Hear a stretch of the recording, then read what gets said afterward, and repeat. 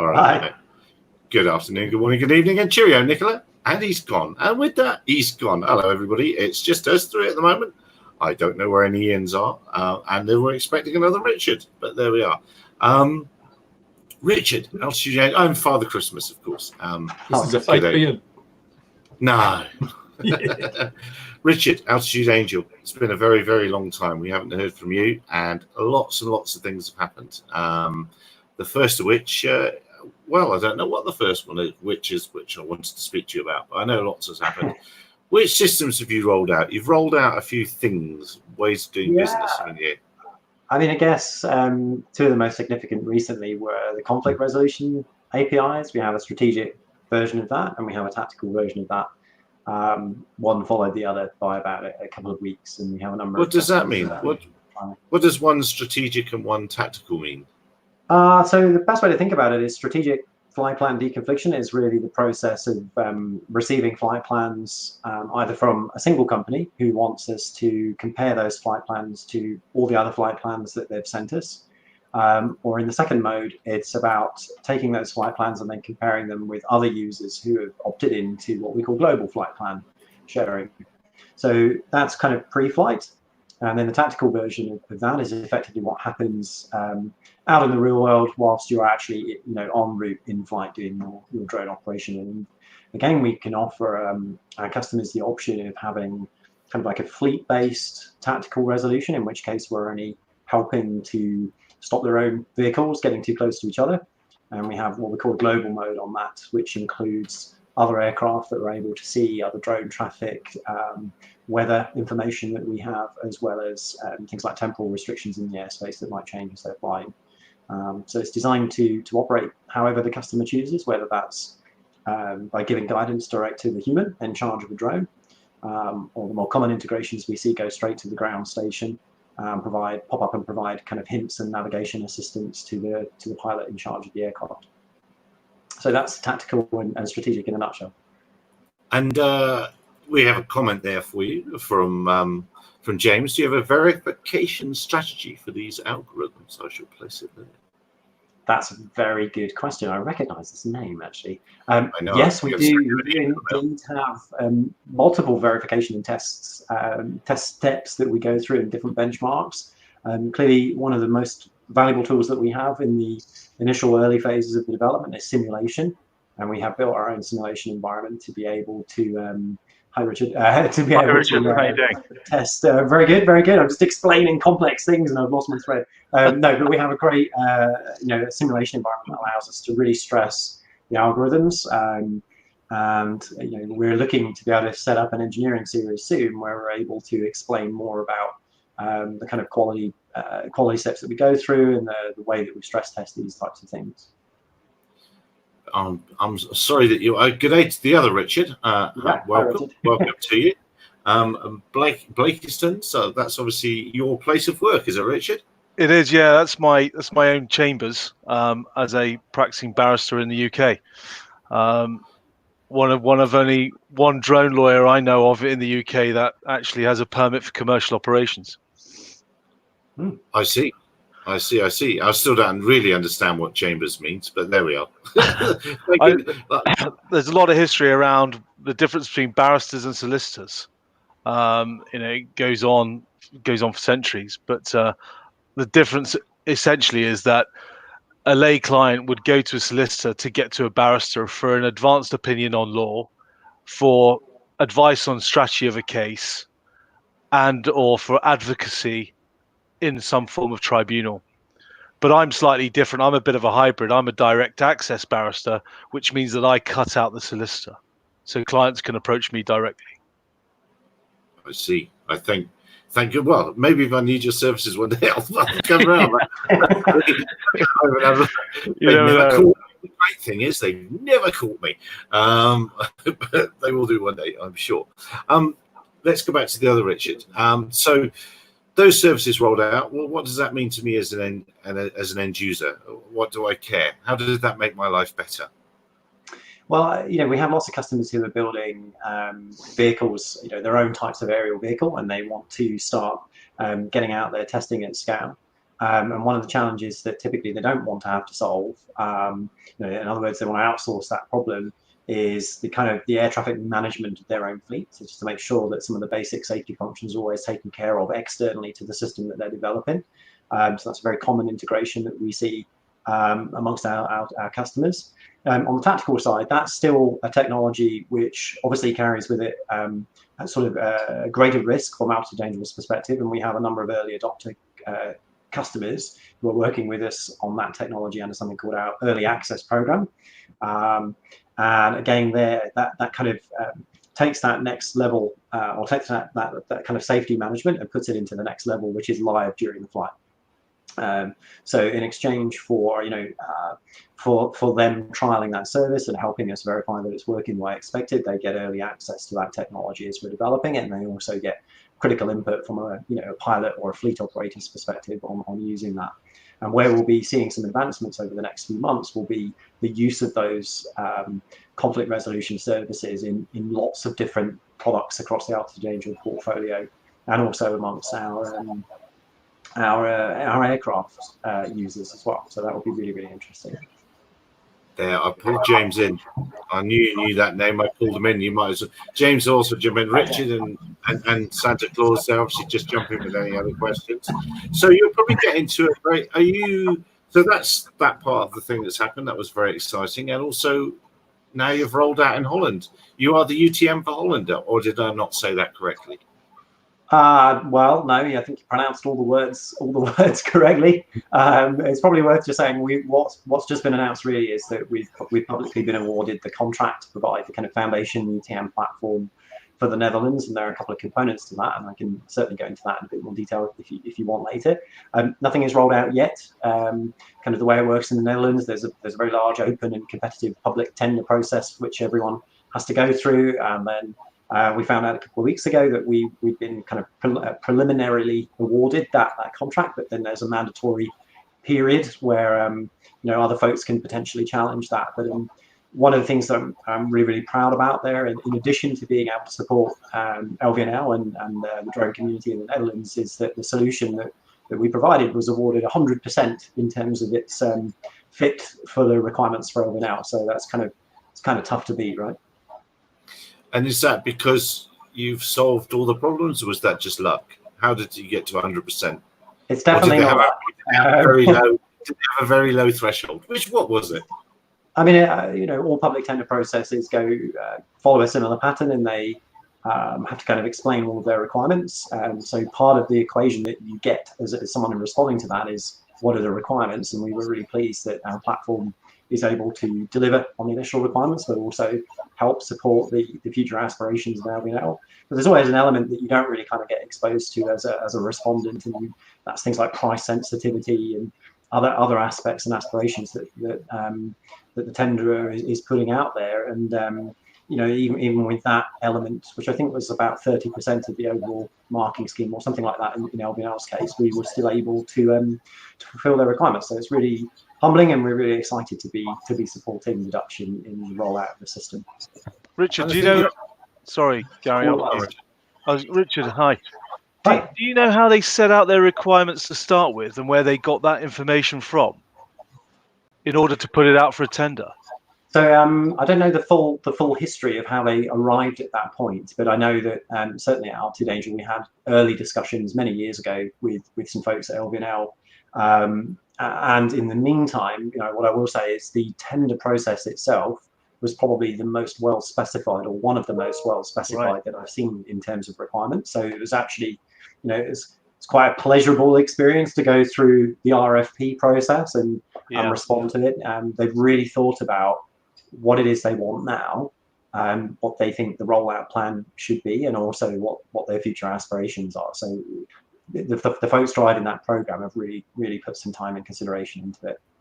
Yeah, that's really interesting. And is it modular in scope, or is it modular in phases in terms of delivery on those specifications? And you've got measurables or different milestones is what I'm getting to, really.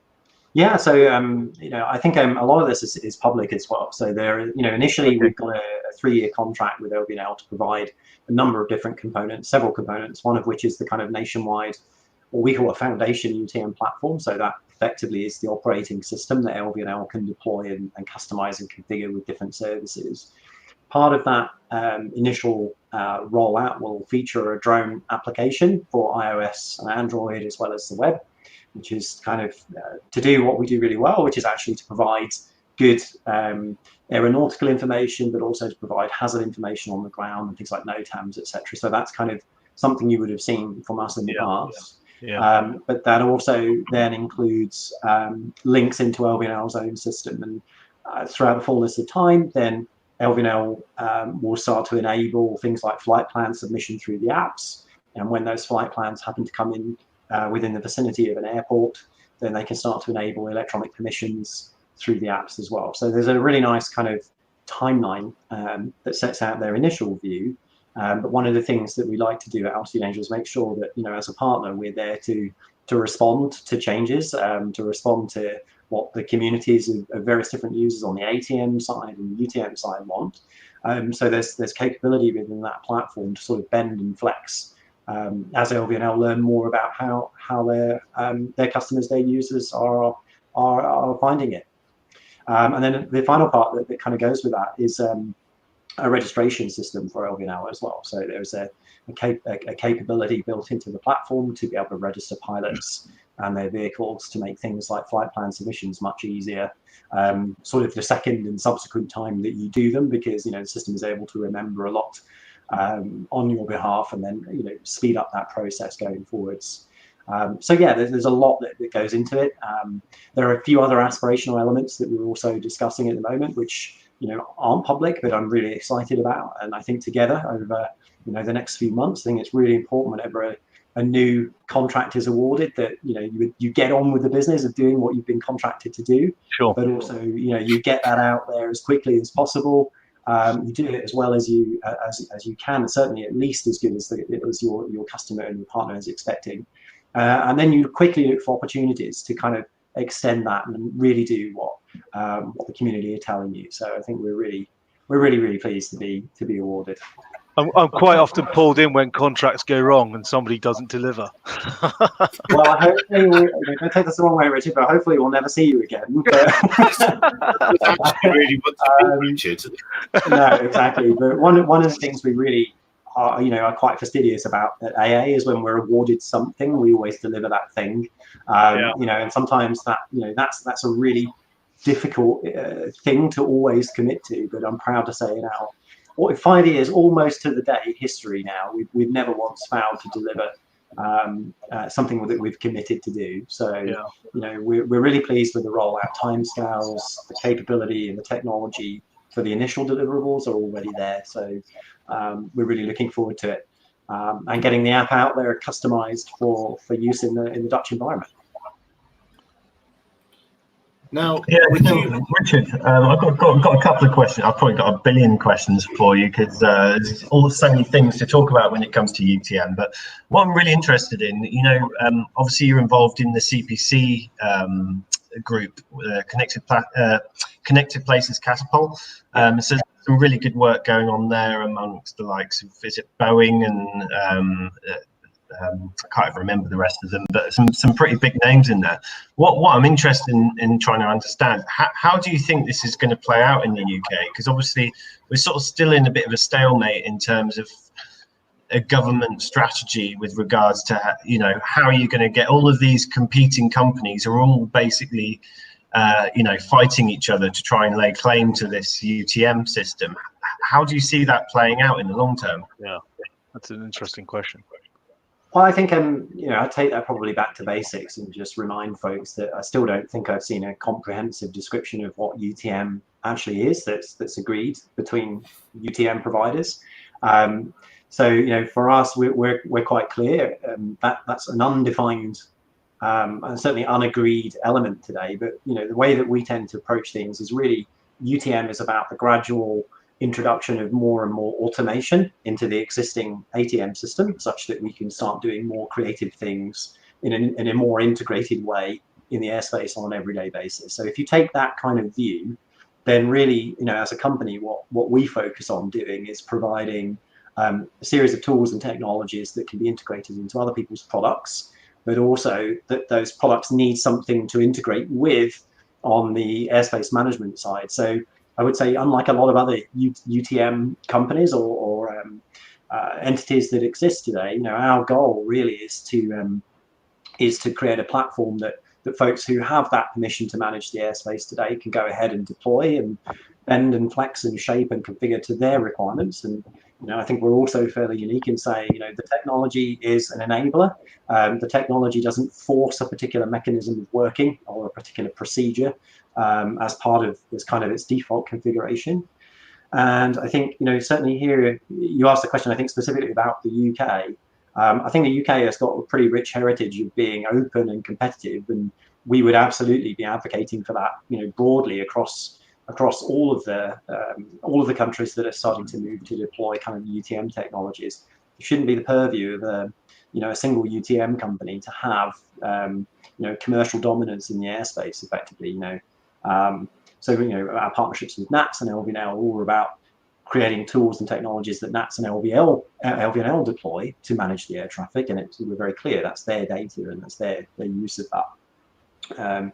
So again, it comes down to having I think a very different approach. And then I think it comes down to on the UTM side, typically folks polarize around a couple of simple issues, simple to say, not necessarily simple to agree. Either you agree that everything should be peer-to-peer or kind of vehicle-to-vehicle, and self-sort and harmoniously coexist on the extreme, say, left, and then on the extreme right you have, centralized control, centralized permissions, one system to rule them all. We have tools and technologies that kind of work, in either of those scenarios. It's up to the customers to decide how they want to use them. But I think the right solution is somewhere in the middle, because if you take the view that V2V is the way to go, then there's always an elephant in the room which most folks don't address, which is the fact that traveling through the skies of a particular nation at any one time are aircraft that actually a nation wouldn't want to yield to UTM companies, military aircraft, etc., and we still need to somehow deconflict against those. So it's really important that some central entity that's trusted and regulated has a function to perform in the UTM space, and that's typically, in our view, that's best suited to be the ANSP. Just the ANSPs need tools and systems to help them do that. So yeah, that's a very long answer, I think, and I think I kind of covered a few topics that that's kind of how we see the landscape. You covered a lot out of that one question. I'm very much interested in UTM, and I spoke to Gary about this previously. I've started the first PhD in drone law with Cranfield University. Wow. And one of the main focuses of my PhD will be the legal liability around UTM and how that interrelates with third parties, but also data, and also the conflict of laws. And I've seen you guys talk about it before on this platform, local law versus state law, and you're seeing it in so many different jurisdictions now where there's mission creep on those that have a permit for commercial operations gradually being reduced by local laws, whether it's in the UK or in America or Australia. So I'll be looking at some of that too, and how that interrelates with or impacts on UTM and the provisions of getting that data. Yeah, and I think there's loads of interesting legal issues that we know about now. Yeah, I think UTM will really push the boundaries and create new areas that we have to explore.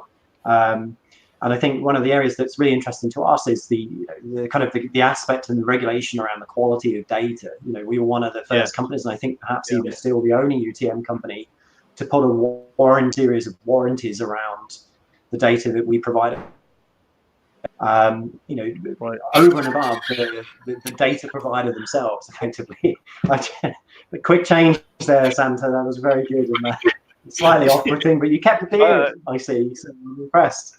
But yeah, overall, I think it's, there are some things that it's incumbent on the UTM companies to try and push and always try and do that in a really responsible manner, and that's one of the areas that I think we try and do very well in.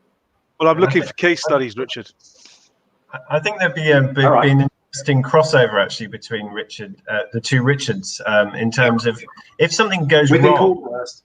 if something were to go wrong, and say it was, heaven forbid, there was an accident, how the interplay of UTM data and the legal side of it would come about, especially when you've got potentially multiple players within the arena, all providing potentially different services. You may have one drone operating under one UTM system and another operating through another app. How the interaction of those could then go through a court of law and have some form of verification as to what happened during those events. Well, we're already seeing, so if I can jump in, we're already seeing people looking at different apps and the airspace contained within them and deciding on their no-go flight option based on which app doesn't have that bit of airspace in it. That's already happening with commercial operators. It's a bit like from my flying days, you keep ringing weather forecasters until you hear the weather forecast you want, and then you go flying. But it's already happening. It's already happening. And I'm interested, Richard, how's your outlook on the whole UTM thing changed over the last 5 years? You started off 5 years ago, you were looking in one direction, and now perhaps are you being influenced more by MPs rather than aviation regulators? So I think that try and answer this in a couple of ways. So I think in terms of, has the technology roadmap that we're building changed in any way over the last 5 years? And the answer is no. We set out with some very simple objectives and are still building tools necessary to support those. I think certainly our understanding has evolved over time as the regulatory landscape has changed and shifted, but also individual sensitivities in different countries has changed and shifted. But there are some common themes in all of those, right? Risk is usually a common driver for a lot of people's regulations today, but also their future thoughts and aspirations about what's possible and not possible with drones. Quantification of that risk is usually what varies dramatically, and the quality of that quantification varies quite a lot as well. So you have some countries who are really good at articulating those, and some who are not as good at that, but just have a lot of fear. And then you have different communities, you have pilots, GA, military users of the airspace, all of whom have to share the same sky. So, you always have a common platform to go from. Our overall perspective has been generally UTM, if it's done right and if it's approached right, is actually just a simple evolution of the ATM world. And actually, most people welcome that because there are lots of constraints in the ATM world today. Sometimes they're process driven, sometimes they're technology driven. And I think most NSPs also recognize as well that that's a really good opportunity for them to start offering services in new areas. So I think generally there are much more opportunities than there are problems, but the problems where they exist are still really big, and they still take a lot of thought to get right. And I think finally, I think the last piece I'll probably add to that for the moment would be you still see it time and time again. You see lots and lots of companies trying to declare that they've solved UTM, or that UTM is now a done thing and it's switched on and it's going to be brilliant and it's going to be a utopia. Effectively, that's just not true. And one of the significant problems that creates is this divide, almost this logical divide. It doesn't actually exist in the real world between those that have got UTM and those that haven't. But those that have UTM today break down into those that actually have something in production that people can touch and feel, and those that have a press release. And those are the real challenges that other people look to, because sometimes there are solutions or ideas talked about in those releases that actually cloud the situation. So yeah, it's a really tough landscape out there, but the really smart folks are looking into how can they take concepts of UTM, deploy it using the infrastructure and the hardware that they've got. How can they leverage the technologies of the UTM company to solve, frankly, problems that exist in the ATM world before they potentially go out to do UTM. It's one of the first things we did with NATS actually was help NATS manage some of its GA traffic. And then also start to do things like the non-standard flight request process and class Delta transits, etc. So it's really innovative use of UTM specific technologies in the ATM world that have really helped out. So it's an evolution. It will be different in the UK to how it will be in the Netherlands, to how it will be in America. And I think that, you know, one closing remark then will be, you know, we always someone will pop up and talk about standards. And they, you know, they're always introduced. You know, you get the security guy, you get the standards guy. You know, and you know, the standards guy always pops up and says, "Hey, what about standards? You should follow standards." And you know, that theory, that person's absolutely correct. But the problem is, it's always contextless. You know, what standard to solve what problem. You know, most often or not, the response we have to that is, you know, the great thing about standards is there are literally so many to choose from, and none of them seem to apply directly today to UTM. But there's a lot of stuff that actually a UTM company that's starting can leverage, that's got the benefit of, you know, 15 plus years of really rich, you know, smart aviation heritage that's gone into it. And there's a bunch of stuff out there as well, which is, you know, most aviators would look at and just bin and start again if they could. You know, and I think that's one of the benefits of being a UTM company is right now, if you're responsible, you can generally pick the right thing, and most folks will get behind that. And I think UTM is the big noise. It's integrating unmanned aircraft into the manned aviation system. But talking from the perspective of the hobby, the single largest operators of unmanned aerial vehicles at this stage, isn't the solution to not integrate them? Isn't the solution to keep a separation? And it's like, we don't try and integrate pedestrians onto the motorway because it would be a foolish thing to do. We give them footpaths and we give cars the motorway. We keep them separate as much as possible. That makes for a very safe environment. So as a hobbyist, I'm listening to all this stuff about having to have transponders or electronic conspicuity and having to have all this file flight plans and things. What's your perspective on the hobby at this stage? Should they be operating at a level below all this other air traffic? And aren't they just going to be noise on your radar? Don't you want to sort of keep them separate rather than integrate them?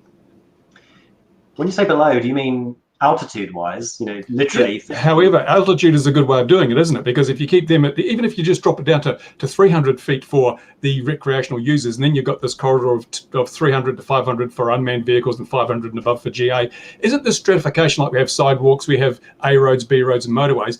Isn't this a better way to stratify things so that we're not actually mixing types of air traffic which don't necessarily get on very well together? Keep them separate, you deconflict the space, and you provide a much safer environment without all the overhead of a UTM.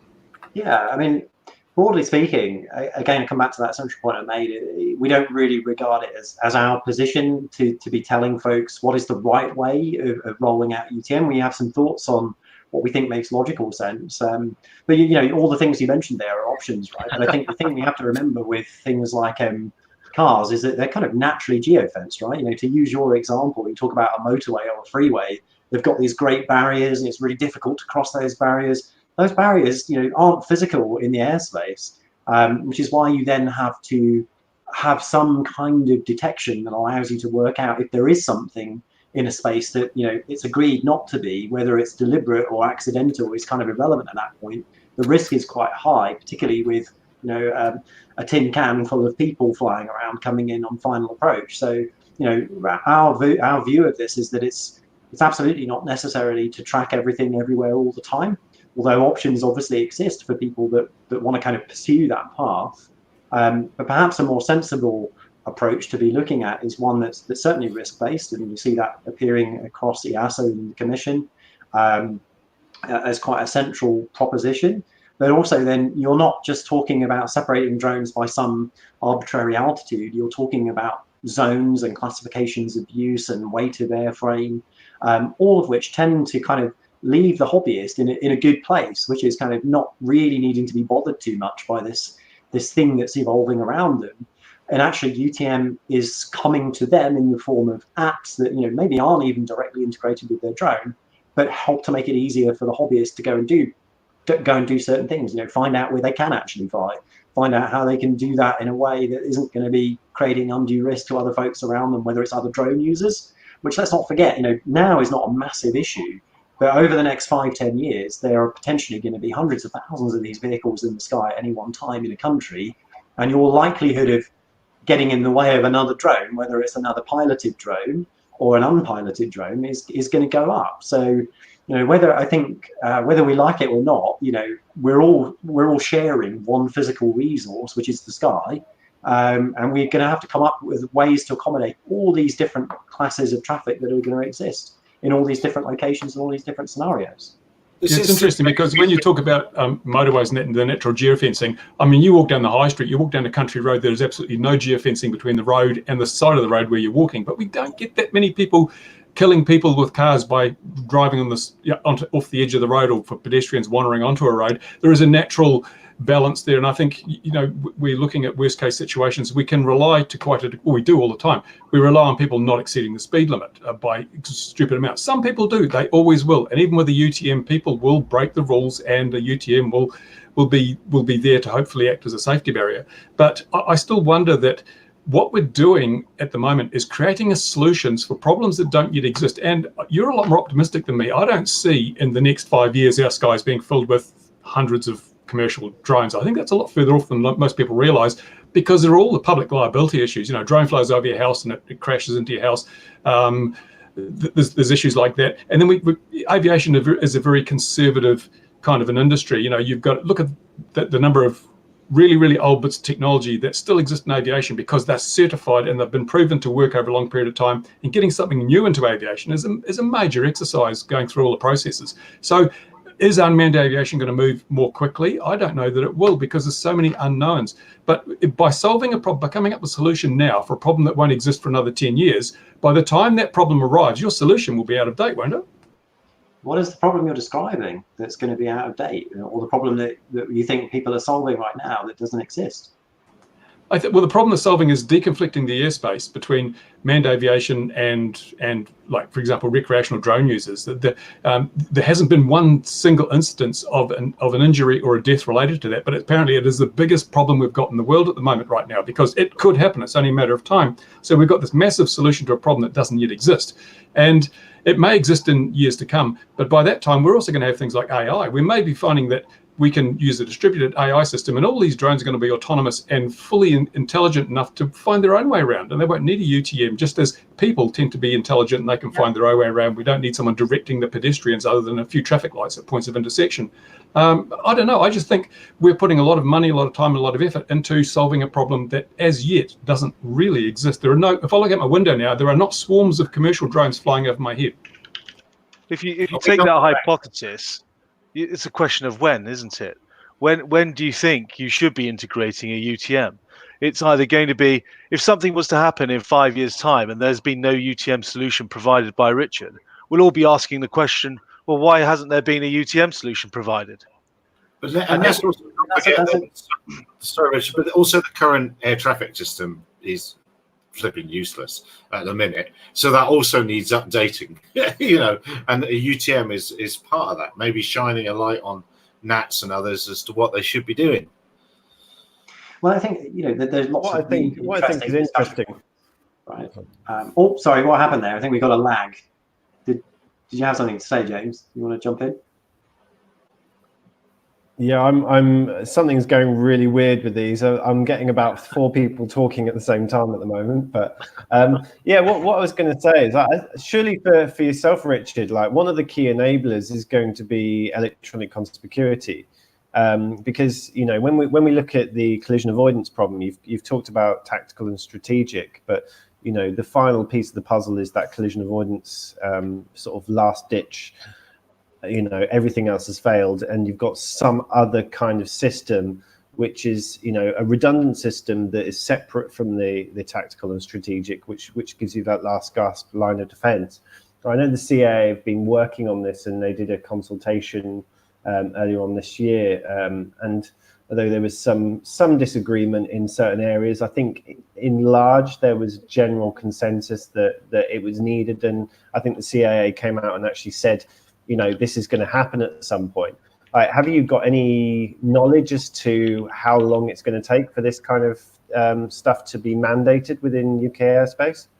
And if so, how's that likely to look? Are we like Gary's got his old no GA below 2K kind of type scenario, and you could see potentially some kind of segregation in altitude where electronic conspicuity is mandated below a certain height or in certain areas. So just would be interested to hear your thoughts on that. Well, I think the concept of conspicuity, or giving everything a registration tag that somehow is interrogatable remotely or locally remotely, whichever it is your favorite paradigm, seems to make a lot of sense, right? But let's not make this a UTM specific thing. It fascinated me when I entered aviation for the first time, believing actually, or rather uncovering that a lot of the stuff that travels around in our airspace is just kind of invisible, and I'm kind of looking at this, remembering the story of something like MH370 that just kind of dropped off radar, and I'm thinking, how do you lose something this big? I mean, we have people who operate fleets of buses that can do that with, almost real-time precision and track them everywhere, but we can lose a plane. And so I remember being, genuinely as a kind of solution person thinking, how is this possible? So I don't see conspicuity as a UTM specific requirement, but actually from a management perspective, if your goal is to not hit other things, then you really need to see all the other things, right? And you can either then rely on everything to tell you where it is, or you can try and sense where everything is. And again, this is all about, do we detect and avoid? Or do we try and somehow plan to avoid each other? And again, like most things in aviation or systems of safety, there are multiple levels, and clearly the best mode in the first place is before we all take off, we all kind of agree where we're all going to go and not get in each other's way. But then there's also the real world scenario where perhaps something's happened, there's a tower where there wasn't, or there's a hot air balloon, and now we will have to adjust our flight plans in real time. Now we have a different situation, and I think, James, you raise a really great question there around what should be on board the drone and what capabilities should it have to kind of be able to sense its environment and perhaps react to that. The kind of place that we like to take that to Altitude Angel is saying, well, okay, well, what does the role of a UTM play when you're in that kind of last ditch scenario, effectively, where a vehicle is fitted with, let's just say, a really simple avoidance system of a bunch of ultrasonics that can sense to the north, the south, the east, and the west of the vehicle. It's classic kind of computer programming at this point. The drone is going to sense an object towards the front of it and then go the opposite direction. But what if there's something else behind it? Where's it going to go then? And you're going to get this really unpredictable movements. And unpredictability in airspace, kind of in airspace management, don't go well together. So, perhaps a job of a UTM is to constantly refresh the escape vectors that are kind of pre-approved and pre-planned, such that if a drone does come up with an obstacle which wasn't sensed by the UTM or wasn't announced because it wasn't conspicuous, that the drone can execute its kind of go-to safe location safely in the knowledge that actually all the other traffic that's participating is also going to be kept separate there. So again, I think there's lots of different solutions to this. Conspicuity is a part of it, but it's conspicuity for everything in the airspace, not specifically drones. And I think that's going to be, one of the big developments we see, maybe not just here in the UK, but more commonly across Europe and the rest of the world, is what are we doing about other modes of transport, other aircraft in the airspace? What do we want to do about making sure that they're visible? What do we want to do about making sure that identity is secure and authenticated? And as you guys will know, I think we've made our views on ADS-B clear.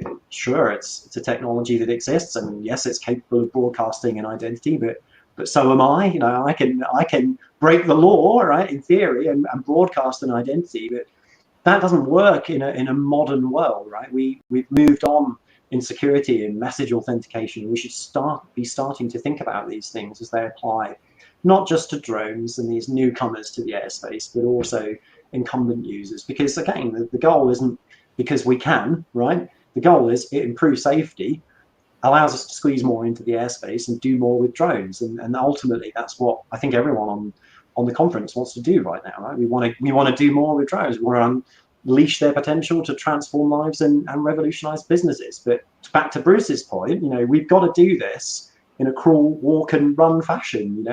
We can't just kind of shut down the airspace on Friday night, go to the pub Saturday and Sunday, turn up on Monday, and now we've got billions of autonomous drones and everything's harmoniously coexisting. We've got to pick individual at Chivner. Actually, just surprised how many problems you can solve with it. do everything on from Monday morning very early. But anyway, that's another story. Sorry, Gary. I think I've been hearing some murmurings. I think I said this the other week actually, but there's some murmurings coming out the FAA around how reliable an onboard collision avoidance system actually needs to be to meet acceptable levels of safety. And I'm hearing murmurings of around about 40%. It needs to be able to deconflict two aircraft on a collision course by about 40% of the time for it to actually be able to get through the FAA system. So I don't know quite, this has come through a couple of people, but it's definitely a number that I'm hearing. So it kind of sort of proves the point that actually, it's really unlikely that two aircraft firstly will come into conflict with each other in the first place. And this is pretty much how GA aircraft don't crash, is the sky is big. And secondly, if they are in conflict with each other, the probability of that happening means that you only need about a 40% chance to avoid it, for it to start meeting acceptable levels of safety, in line with what human pilots are able to achieve. Because I think human pilots are notorious for, if you're actually on the collision course, the biggest reason why pilots see each other is because the intruder aircraft is moving relative to your horizon. But if you're on a collision course, it doesn't move relative to your horizon. It's static, and the growth of the object in your vision actually is extreme. It goes from a pinprick to something that's very, very large, very, very quickly. And so you have a very, very short amount of time to actually avoid the other aircraft. So I think there's some interesting stuff there. But trying to move the conversation on a little bit, another difficult question for you, Richard. Who's going to pay for this UTM? No, but that's easy. But we know how that works. You just charge £4.1 million. I bet that's what they charge for the registration. It's easy, 4.1 million. Even I know how to build that. Well, you also haven't told you yet. Thoughts on that, but ultimately, again, it comes down to the question. A UTM is not a thing, right? There are different services that a UTM can provide, and it provides those services to different types of user. Some of those users are ANSPs, others are commercial fleet operators who are operating 200 kilos worth of commercial delivery vehicles. There'll be urban aerial mobility. Then we've got things like humble drone pilots who just want to go and take they're a wedding photographer, for example, and they want to take off 3 miles south of Heathrow, but they now need to get permission. How can we make it possible for those people to enjoy the airspace in exactly the same way that an Amazon or an Uber or one of the others can? The answer is anybody could pay, right? But the first thing to bear in mind is it doesn't actually have to be expensive. I think we've seen some particularly disastrous and expensive examples of elements of the UTM system being done all around the world that frankly bear all the hallmarks of big public sector IT projects that typically are massively underperforming and hugely expensive and take too long to deliver, and then end up getting scrapped 3 or 4 years later because they're unfit for purpose. Or we can learn from those mistakes effectively. And we can start to solve them using all of the technologies and all of the skill sets that modern applications developers have been working towards for the past 15, 20 years. So again, it doesn't have to be that UTMs are the things which cost money or stop people doing what they should be doing. In fact, arguably, a UTM has got it wrong if it's making life hard for people to fly. Part of the reason we do what we do and we work so hard with ANSPs is because ultimately we're about enabling more people to do more with drones. And the only way to do that is to start upgrading some of the infrastructure that exists today, which is not really prepared for the incoming volume of air traffic that is expected to emerge in the drone economy over the next 5 to 10 years. So it might be fine today to phone, Southend Airport and say, hey, I'd like to come and fly in your CTR, please. But tomorrow, there could be 50 or 60 concurrent flights occurring in that region, and that's very, very time-consuming and burdensome on a human to have a phone call with everyone who wants to fly. And as James pointed out, there are the human factors elements as well that also really, really need to be considered. And they exist as one particular state today, and they will change vastly in the future. But I also wanted to enter in a couple of interesting facts for you guys. I thought you might find these interesting. You might already know them. Hands up to our studio audience today, how much or how many commercial aviation flights do we see per year in the world on an average year? Alexa. Actually, no, don't do that. Mine just responded. That's millions of Alexa devices just went off everywhere in the world. I wouldn't be so confident. Sorry. But, tens of ones. I don't know. It's got to be in the. I'd say number 1 million. So it's about 40 million, right? 40 million. That's where I was thinking. It's quite a lot. And we're excluding things like GA flights. There's 40 million commercial aviation flights per year, and not really very many drone flights, right? You know, no one really has a good quantification in that. I think we see anywhere between about 15 and 20,000 voluntarily reported drone flights per month, just directly on our kind of first-party products. You know, but that's a small number of the total number that exists today, and that's just volunteers that are declaring. You know, in the UK, we're quite a small country, but we have one of the densest and busiest airspaces in the whole world. On our busiest days, how many commercial aircraft, how many of that 40 million are we managing in the you know, above the skies of the UK at any one time? Have a guess. We're going to go with Ben's 100k, over 100k a day, says Ben Williams. I like Bruce's optimistic too. Flights in the UK. In UK airspace, probably 1,000 in the UK at any one given point. Yesterday, 2,866. Today, 2,866. Yesterday, 6,520.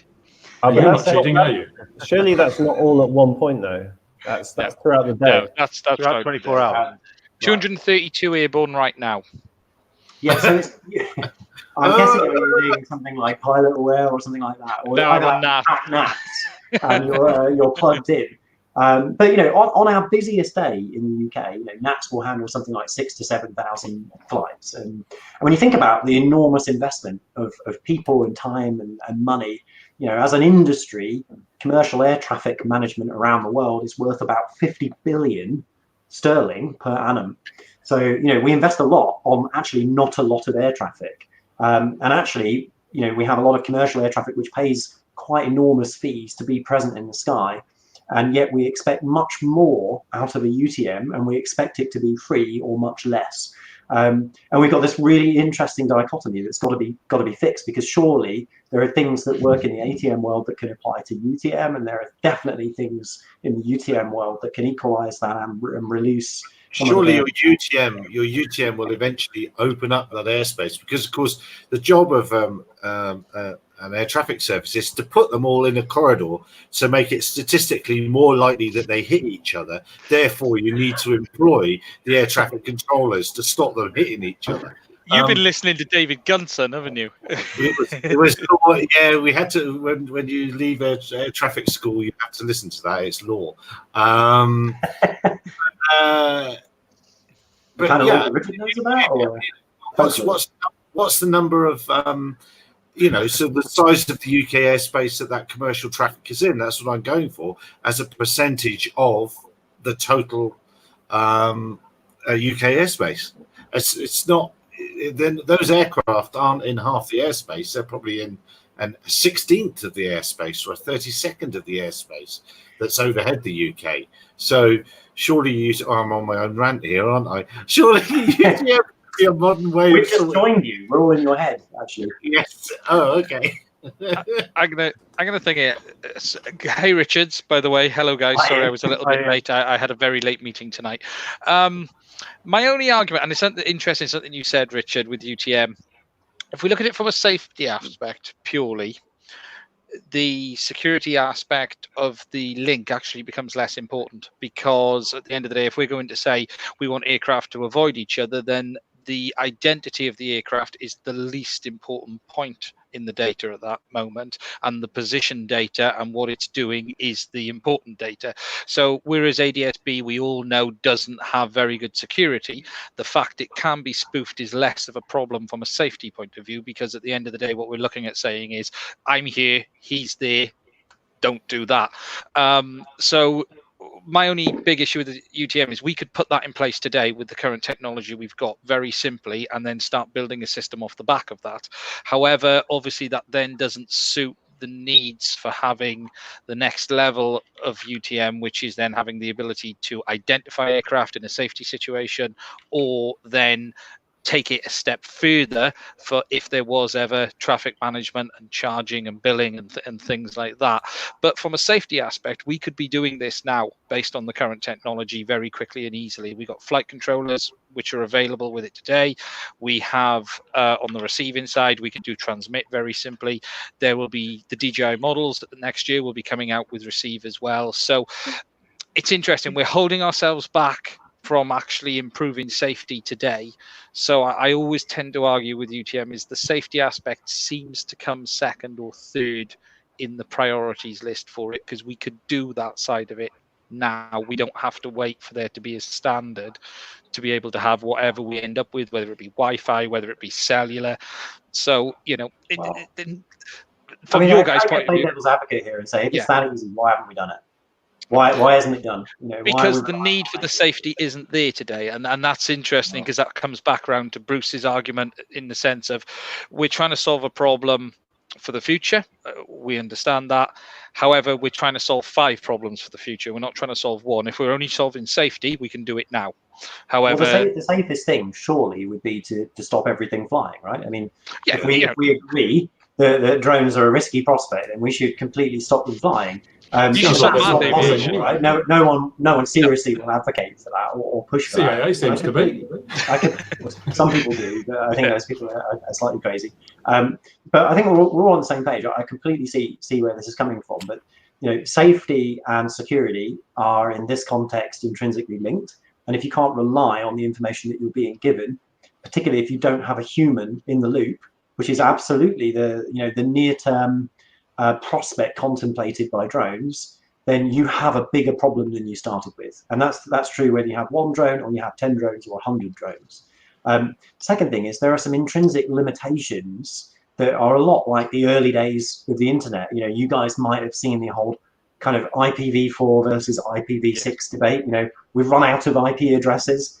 You know, I think, and I might get this wrong, and I'm sure someone astute in the audience will correct me, but I think ADSB is 24 bits, which, if my maths is correct, is about 8.3 million possible addresses.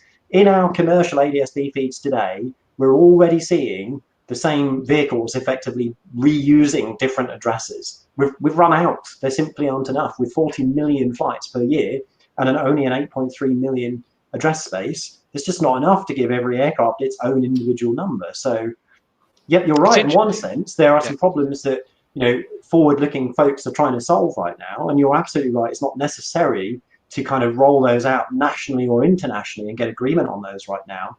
But it is important to start asking the questions and start verifying. Given, I think, some of the points that someone made on here earlier, it might have been Bruce actually, that you know the ATM life cycle starts with years, right? There isn't really a smaller number than years for getting something approved and agreed and certified.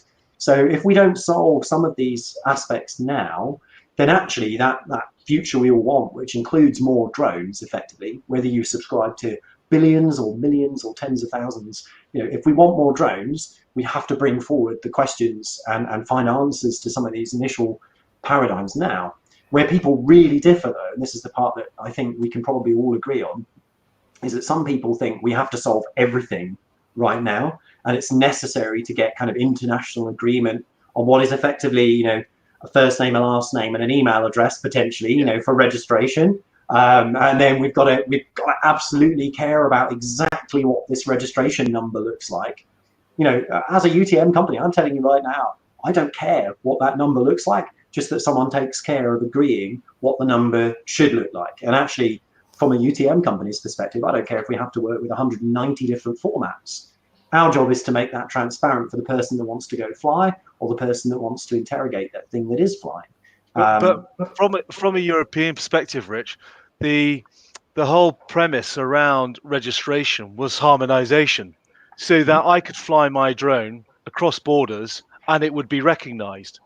And what's quite interesting about the latest premise from EASA is one of the reasons for having a registration is so that if your aircraft is flying and it comes up blank, the police can then identify that as a threat.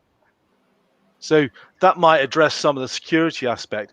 But people in the UK were asking me, well, what border are you going to fly across? Well, I said, well, I could be flying in Northern Ireland doing some agri work, which takes me across to the Republic of Ireland.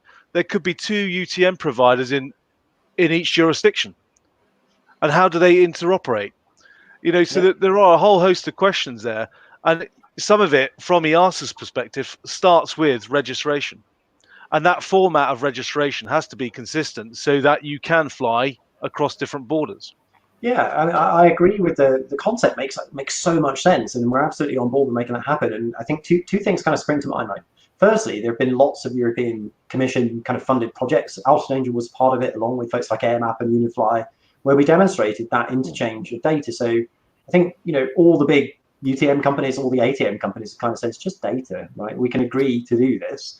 You know, people will argue for all eternity about the fields that get exchanged. And, you know, my background is in big enterprise IT, and I could probably, I would, if I had £1 for every single time a customer said, I want this data specification, I've spent, you know, millions and years thinking about this, but could you please add a field on it called other, just so that I can, you know, extend it, you know, field 1, field 2, field 3. On that point, on that point, I did the registration. So I went through the process, and you put in your name and your date of birth. At no point was my identity verified by an independent third party linked into the government gateway system. So I wonder how many Mickey Mouses have registered their drones on the drone. I'm sure. You know, was it verified? But I think the other point I was going to make was, you know, we have this sort of wonderful concept that exists in the drone circles around harmonized registration. Let's not forget, we've already got tons and tons of vehicles on the ground today, which, you know, I can take my car registered in the UK. I can currently enjoy driving it across Europe, and that works quite well. I can take my UK license and go and rent a car and drive in the United States. Actually, a friend of a friend, just making sure there's enough of a legal disconnect there. A friend of a friend said to me that he'd rented a car in the US, got caught for speeding. He got caught for speeding or something in Texas, and, you know, the cop pulled him over and said, hey, you know, where are you from? And he just basically said, I'm from the Hilton Hotel. And the cop was like, this is too much paperwork for me to even possibly try and deal with. Off you go, Sonny Jim. So, you know, we can agree how all of these things work, but in practice, you know, it's how does that interchange take place, which is sometimes more important than the fact that there is an agreed mechanism. So it's, you know, UTM can potentially help facilitate that. You know, it shouldn't be important for a police officer, for example, to have to care about first identifying what airspace are you in, what drone, okay, you're flying this type of drone, let me just switch to this app and try and figure out if you're in this database or this one. You know, the best UTM companies will be the ones that make all of that transparent and seamless. And the last thing I think is really important just to call out is, I think a drone that isn't broadcasting an identity shouldn't just be classed as a rogue drone.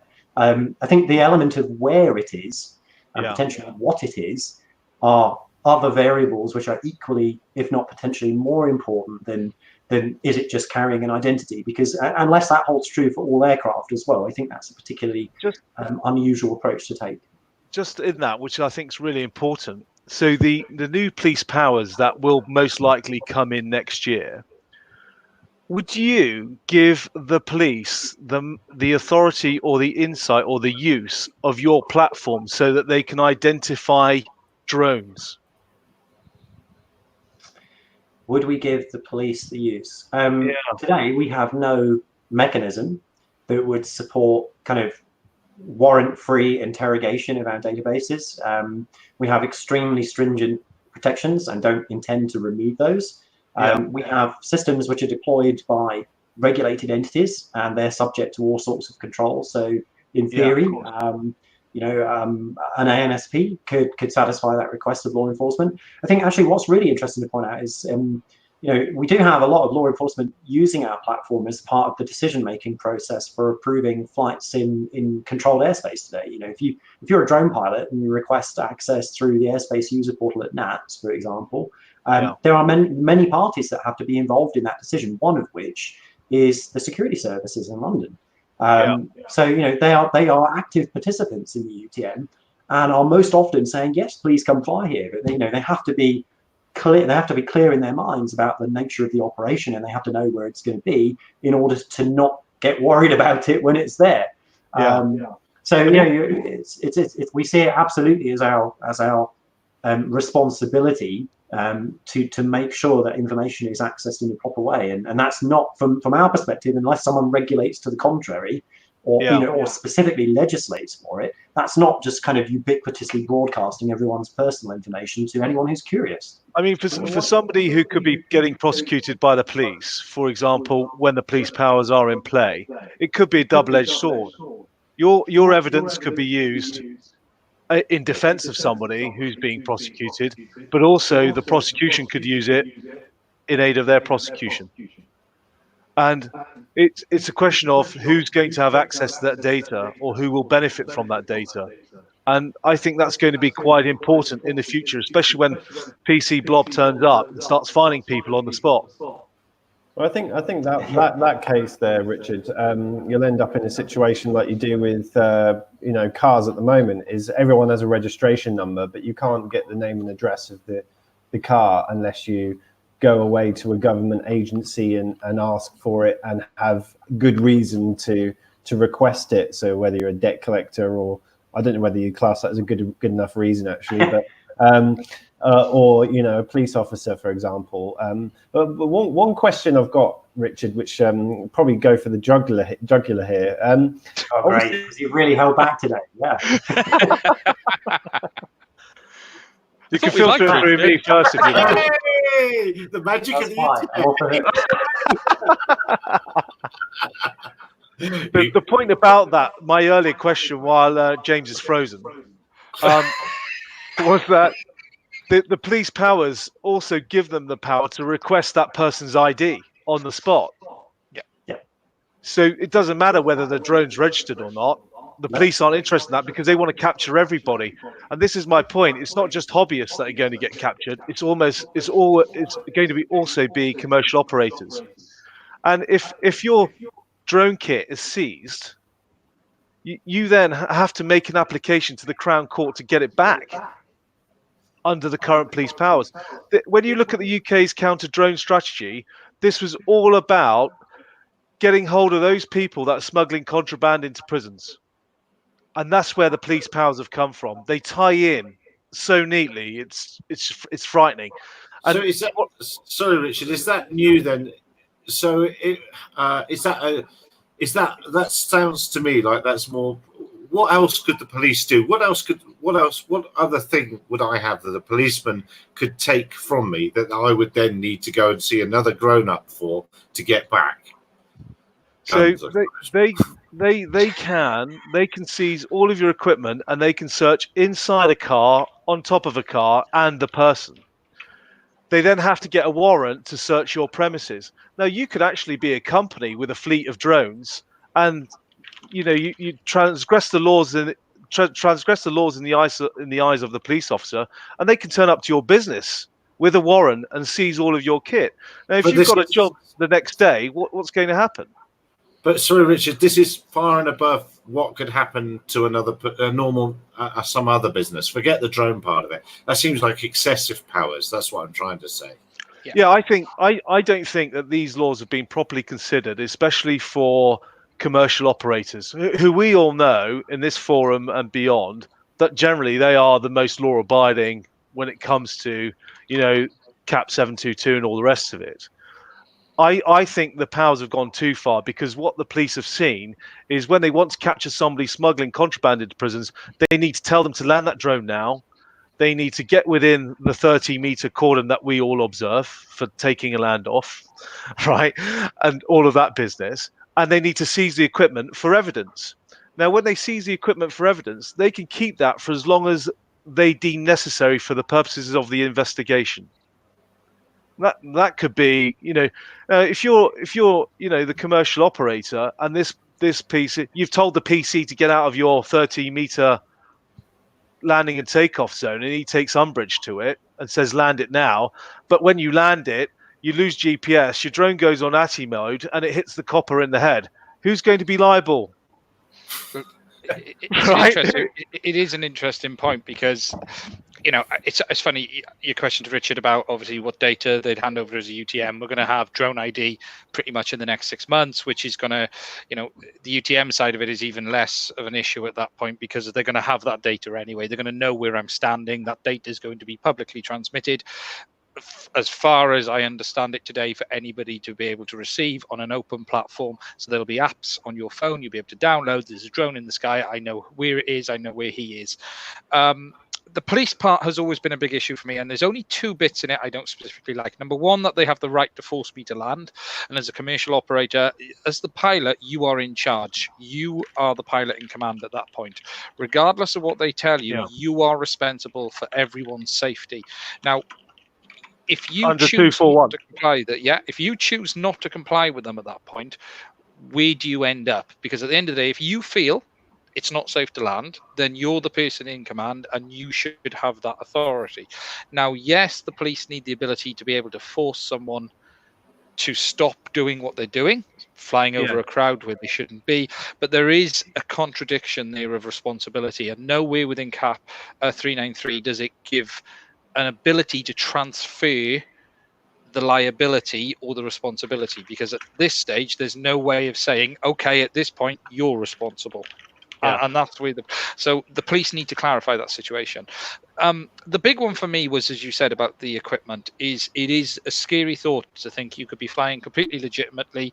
A well-intentioned officer with less than ideal amounts of knowledge will have the ability to turn you over as if you've done something wrong based on their suspicion, and that's what I've got a big concern about.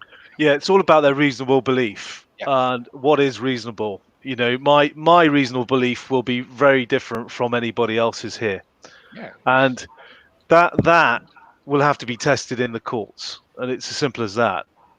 You know, in fact, when the I mentioned to Gary when I last spoke to him, the unfortunate pair of people that got arrested at Gatwick, I phoned up the police station to see if they needed legal representation, and the police officer in the custody suite said, you need to speak to so and so.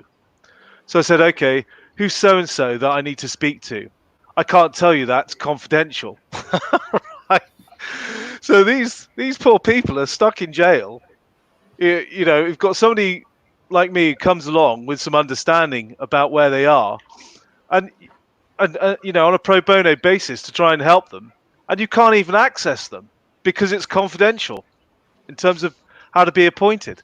You know, and that doesn't fill me with a huge level of confidence going forward when we've got these police powers in play, and you know, they are significant powers. They are significant powers, and you know. To be honest, those police powers, though, in the drones bill, didn't that get held up?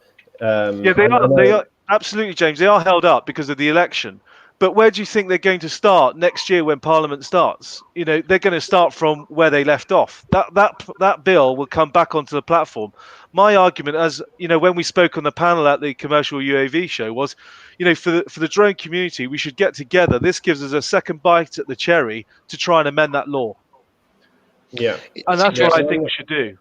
Well, I know within our pass we've definitely got the year of Grant Shapps. I don't know if is he still MP. There's been such a clear out over the last week. I don't know who's left in there. I don't know at the moment. I think he's a Tory, so probably odds are fairly high.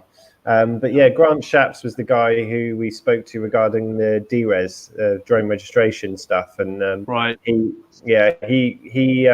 reviewed what had happened and wasn't particularly happy with it, but managed to get a few amendments to it, which weren't amazing, but you know, for little Johnny flying his little plane, saving £7.50 a year is, you know, that's his sweeties once a week. So it's completely nuts. And you know, I see David Walters. Hi, David.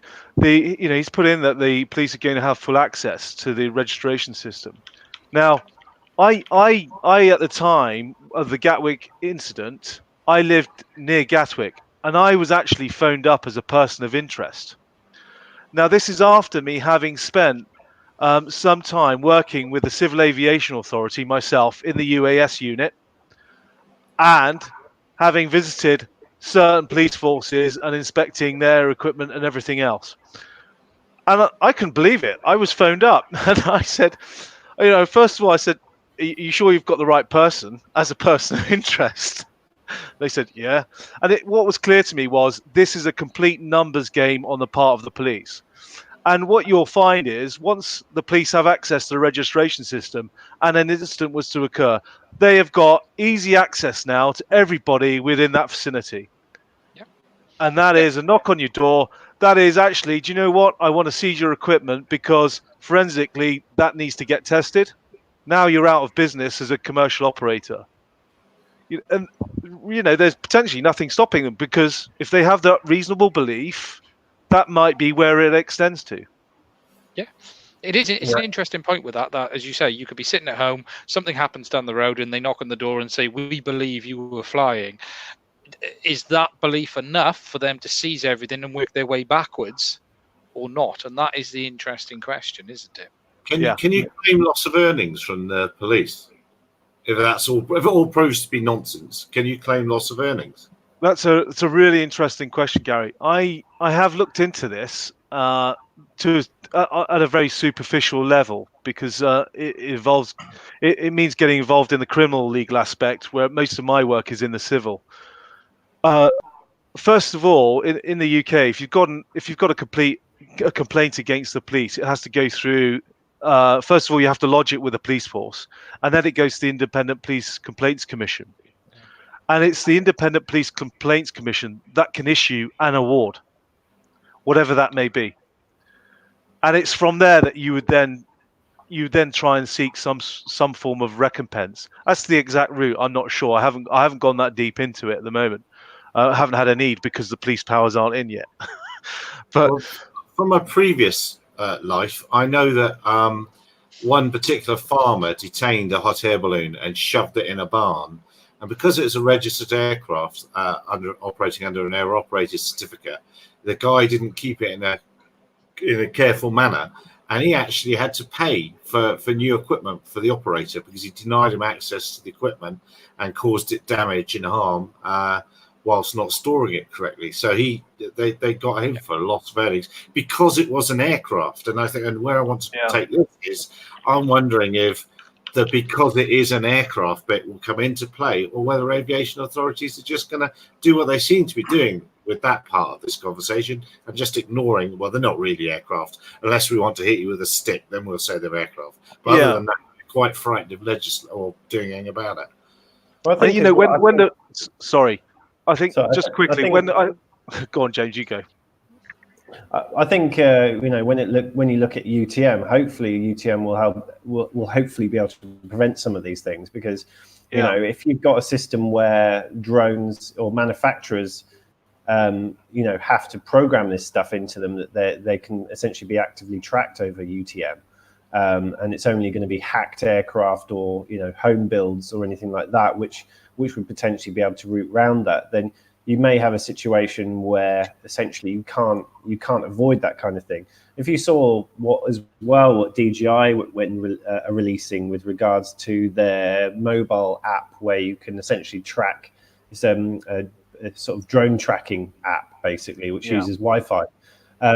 You start bringing all of these things in, and you could hopefully start removing 99% of the problem. You're still going to have those terrorists and people who are maliciously trying to avoid all of the different systems and do things, do bad things. But I think majority of the time it's generally people just being stupid.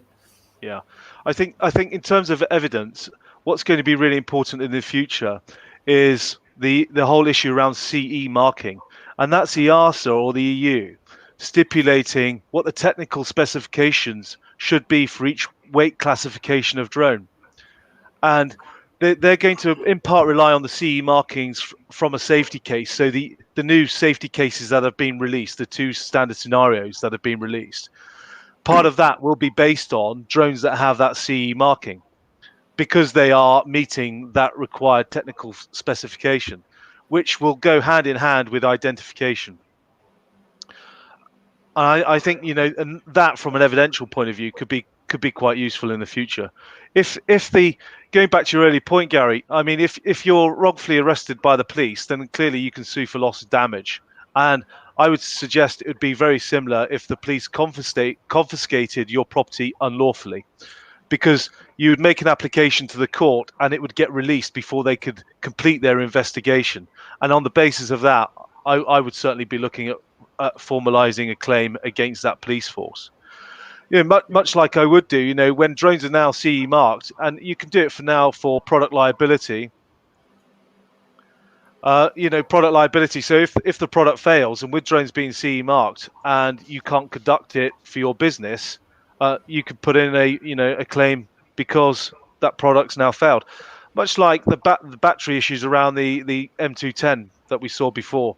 You know, I did ask around to see if anybody wanted to put in a product liability claim against DJI, but nobody was really interested. Just to add a couple of aspects. I'm not sure I'm playing devil's advocate or not. In fact, I've forgotten what role I'm meant to be playing now. But I saw the CE marking was an interesting one, and couldn't help but notice there, Ian, next to that was the FCC marking, which is a declaration of conformity, which says that device is an electronic device and it must accept any interference, including interference which may cause undesirable operation. So we have to be careful about the certifications that we push for, particularly on flying things, firstly. I think, secondly, there is a wonderful potential in a UTM to bring a little bit of common sense to the registration debate, in the sense that, as we all know, you know, I own a car, for instance, and I'm a registered person and my house is known to the authorities, but I'm able to drive my car and use my car outside of the location of someone else's car crash, right, you know, near my house. So it seems a little bit odd to me that, you know, opening up the registration database to the police as a source of identity information is useful at all, actually, in trying to investigate an incident. Because actually what I care about is who was flying in that airspace at the time, not where were people registered. You know, I could be registered in Botswana, right? And there could be an incident at Gatwick Airport. That's irrelevant. So I would love the opportunity to have that discussion with folks and say, well, you know, we're a UTM provider and we're a source of identity information, not the official CAA registration in this case in the UK.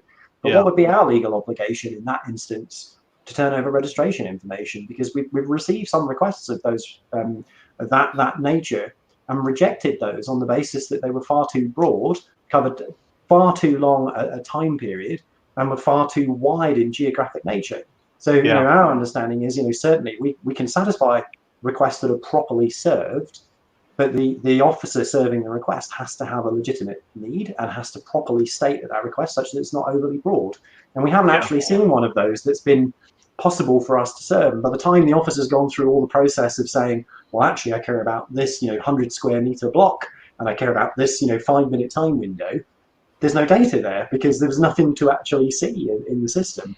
So I think, you know, UTM potentially has that potential to vindicate someone who is a potential suspect. I mean, I corroborate. By comparison, you often find in criminal cases that they bring up mobile phone data. And the mobile phone data establishes where that person was and for how long, because it's located next to a certain cell tower. It's great for alibis, you know, in terms of proving where somebody was with that mobile phone. And I can see how your UTM concept might be used in a very similar way. You know, and I'd certainly be, if somebody came to me, so commercial operator came to me and was being prosecuted by the police, and he said, I'm being prosecuted for flying my drone in this space when in fact I wasn't. You know, I can download my data off my drone, but actually what I need is something more than that. Then I'd be coming to you, Richard, to say, how can we help this guy? You know, because that extra layer of evidence is about persuading a judge on the day that what I'm telling that judge is absolutely compelling and persuasive and removes any doubt. Yeah. Yeah, and I think that's one of the really interesting areas that UTMs all around the world are going to have, you know, meet and face different implementation scenarios, face different legislation, and you know, there's clearly a case for, you know, sharing too much, and I think that's something which probably most people would agree is bad. It's going to be a resource issue for you in the future. But surely you might end up with a UTM that becomes more favourable because they're to the authorities, because they're a little more lax in the way in which they share their information. We love to share things. We're about sharing. You see that in lots of areas of technology today, right? You know, you have communications and messaging platforms that are more stringent with privacy than others, and that's not necessarily a direct link to how popular they are. Some of the most popular ones are the most insecure, and of course, you know, they're going to be mined and monitored by all sorts of security services. And you know, UTM is potentially a very different thing, but I think, you know, should be subject to some of the most stringent, if not the most stringent, privacy laws that apply. You know, one of the interesting things that we are really pushing the boundaries on are around the location data for flights. You know, if so to speak, if little Johnny's flying his drone in his house all the time and he happens to be connected to the UTM, you know, it's great. I mean, we could anonymize all of that data, but if he only ever flies in his back garden, then the location information in and of itself is enough to identify that person. So, you know, there's a real interesting debate going on about, you know, should the UTM introduce some degree of inaccuracy to protect the privacy of the person? What about the general data protection regulations and the right to be forgotten? If we happen to be tracking you whilst you're voluntarily connected to the system, you're sharing your telemetry, and then you commit a crime, you know, do you have the right to be forgotten? And you know, in some instances, it would seem no. You know, we can deny that request if we believe reasonably that a crime has been committed. But equally, it's really difficult for us to prove that. It's not, the burden of proof isn't on a private company to know whether or not a person committed a crime or not. So it's really interesting. It absolutely isn't. All around the world. Yeah, absolutely isn't your burden of proof, but the whole registration piece. I mean, I looked into the CAA registration scheme, and I did a bit of a deep dive on their privacy notice. And I discovered that our information has gone to a third party, a separate company that the CAA clearly have contracted with. You know, so why is it that I have to give my consent lawfully to give the CAA my information, but at the same time I have to consent to it being passed on to a third party that I don't want it to go to? You know, I've been forced down that conduit, and I didn't want to be. But surely GDPR, surely there's regulations. Are the CAA then in breach of the GDPR? Not necessarily, Gary, but they have to conform to GDPR, as do that company that they've contracted with, and but at the same point, you know, I was one of those, as you know, one of those 300 that suffered from the CAA's phishing attack. Yes, and you know, I don't have much confidence. You know, there are some great people at CAA doing some great work, but when I got hit by that, and then I looked at the privacy piece, I wasn't that confident about it. So the whole big question mark on data. I got done over by that phishing attack as well. So it actually came from someone who was pretty senior in the CAA. I won't mention any names, but I got it. It's almost a personal. It's a personal email from somebody in the UAS unit that I worked with. Yeah. Can I you know, without trying to change the topic, but I got rudely interrupted by my internet connection about 20 minutes ago. So I'll try again. Yeah. So it'll cut out in about 3, 2, 1. No. So Richard, what I'm going to ask you is, with obviously like I say the elephant in the room really, in some regards, is, you know, you talked about sort of how UTM is looking to automate a lot of what's happening in air traffic management at the moment. And you see it sort of seeing, you know, almost like ATM 2.0. And obviously you're in partnership with NATS at the moment. But the question I'd have is, you know, how will you see what you're doing replacing some of the systems that NATS have, and at what point will they buy you out? Well, we're a limited company, so we have some say right now in who buys us out. But I'd certainly say, you know, that comment really around automation is around understanding that there's a whole bunch of stuff that goes on that's kind of auxiliary to the process that NATS goes through on a day-to-day basis of managing the airspace, that are more administrative, that are more of a burden on an ANSP like NATS than anything else. So those types of those types of workflows, things like getting permissions approved and only being notified about things that are perhaps off of plan, as opposed to seeing everything on a radar screen, are really useful use cases for UTM style technology. But then there's a really interesting area, which I think NATS is a very forward-looking ANSP. Is already looking at things like user preferred routes and giving airlines more control over the routes that they fly. Effectively, that's the only mode that drones operate in, right? We don't operate in a kind of constrained airspace manner today, and there are routes to follow. So there's a lot potentially there that, given time and proper testing and rollout and the sufficient backing of a forward-looking ANSP, those technologies could support and assist. Now, eventually, I think if you play this out far enough, 20, 30, 40, 50 years, and we're dealing with same volumes of aircraft as we are with perhaps ground transportation, then clearly we're going to have to think about updating the paradigm for air traffic management. It would be probably crazy if we were to double the amount of air traffic that we have in the world today. I think we wouldn't have sufficient radio spectrum to have an analog conversation between an air traffic controller and a plane. So something's kind of got to change, right? And we've got to update those technologies. So this isn't about replacing what air traffic controllers do. It's certainly about making sure that they're not unduly burdened or affected by what's happening in the drone world, such that the drone world can continue to evolve and adapt and expand the way that it wants, and that this new kind of aerial community has a way to integrate with the ATM domain, which is supportive and operates in a manner that we expect in the consumer world and in the commercial drone world. I mean, if you're a commercial drone user, you are clearly a technical individual, right? You have some understanding of how the machine works. You are probably also a user of a smart device or a smartphone. Already your expectations about how to interact with other entities and bodies and get things done are massively different to that of a person who is perhaps a particular age and is a GA pilot and who has never kind of really embraced that kind of technology. So, the ANSP has a tough line to walk. It has to maintain kind of lowest common multiple so that everyone can access the service, and that should always be the case. But also, is really being pushed and challenged and driven forwards by technology in a way that, previously it hasn't been able to kind of really adopt. But drones actually offer an opportunity to safely explore that and to explore that within the constraints of existing regulations. And I think that's remarkable, really, that there are some ANSPs, and NATS is definitely one of those, that are looking at how they can get more people flying today and get quicker decisions, get quicker turnaround, while still offering the same quality of service you come to expect from an organisation like NATS with its incredible safety heritage. So Richard, there's lots that can happen.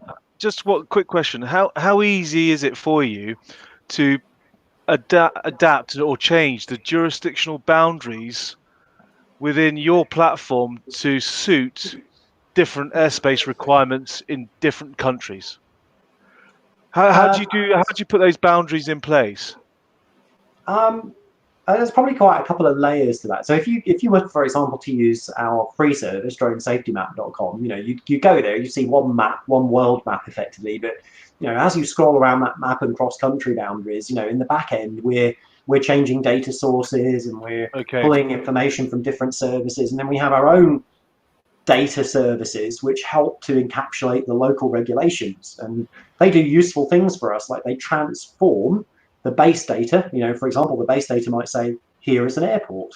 And actually, before that hits the map, it goes through our regulation service that says, that airport's in the UK.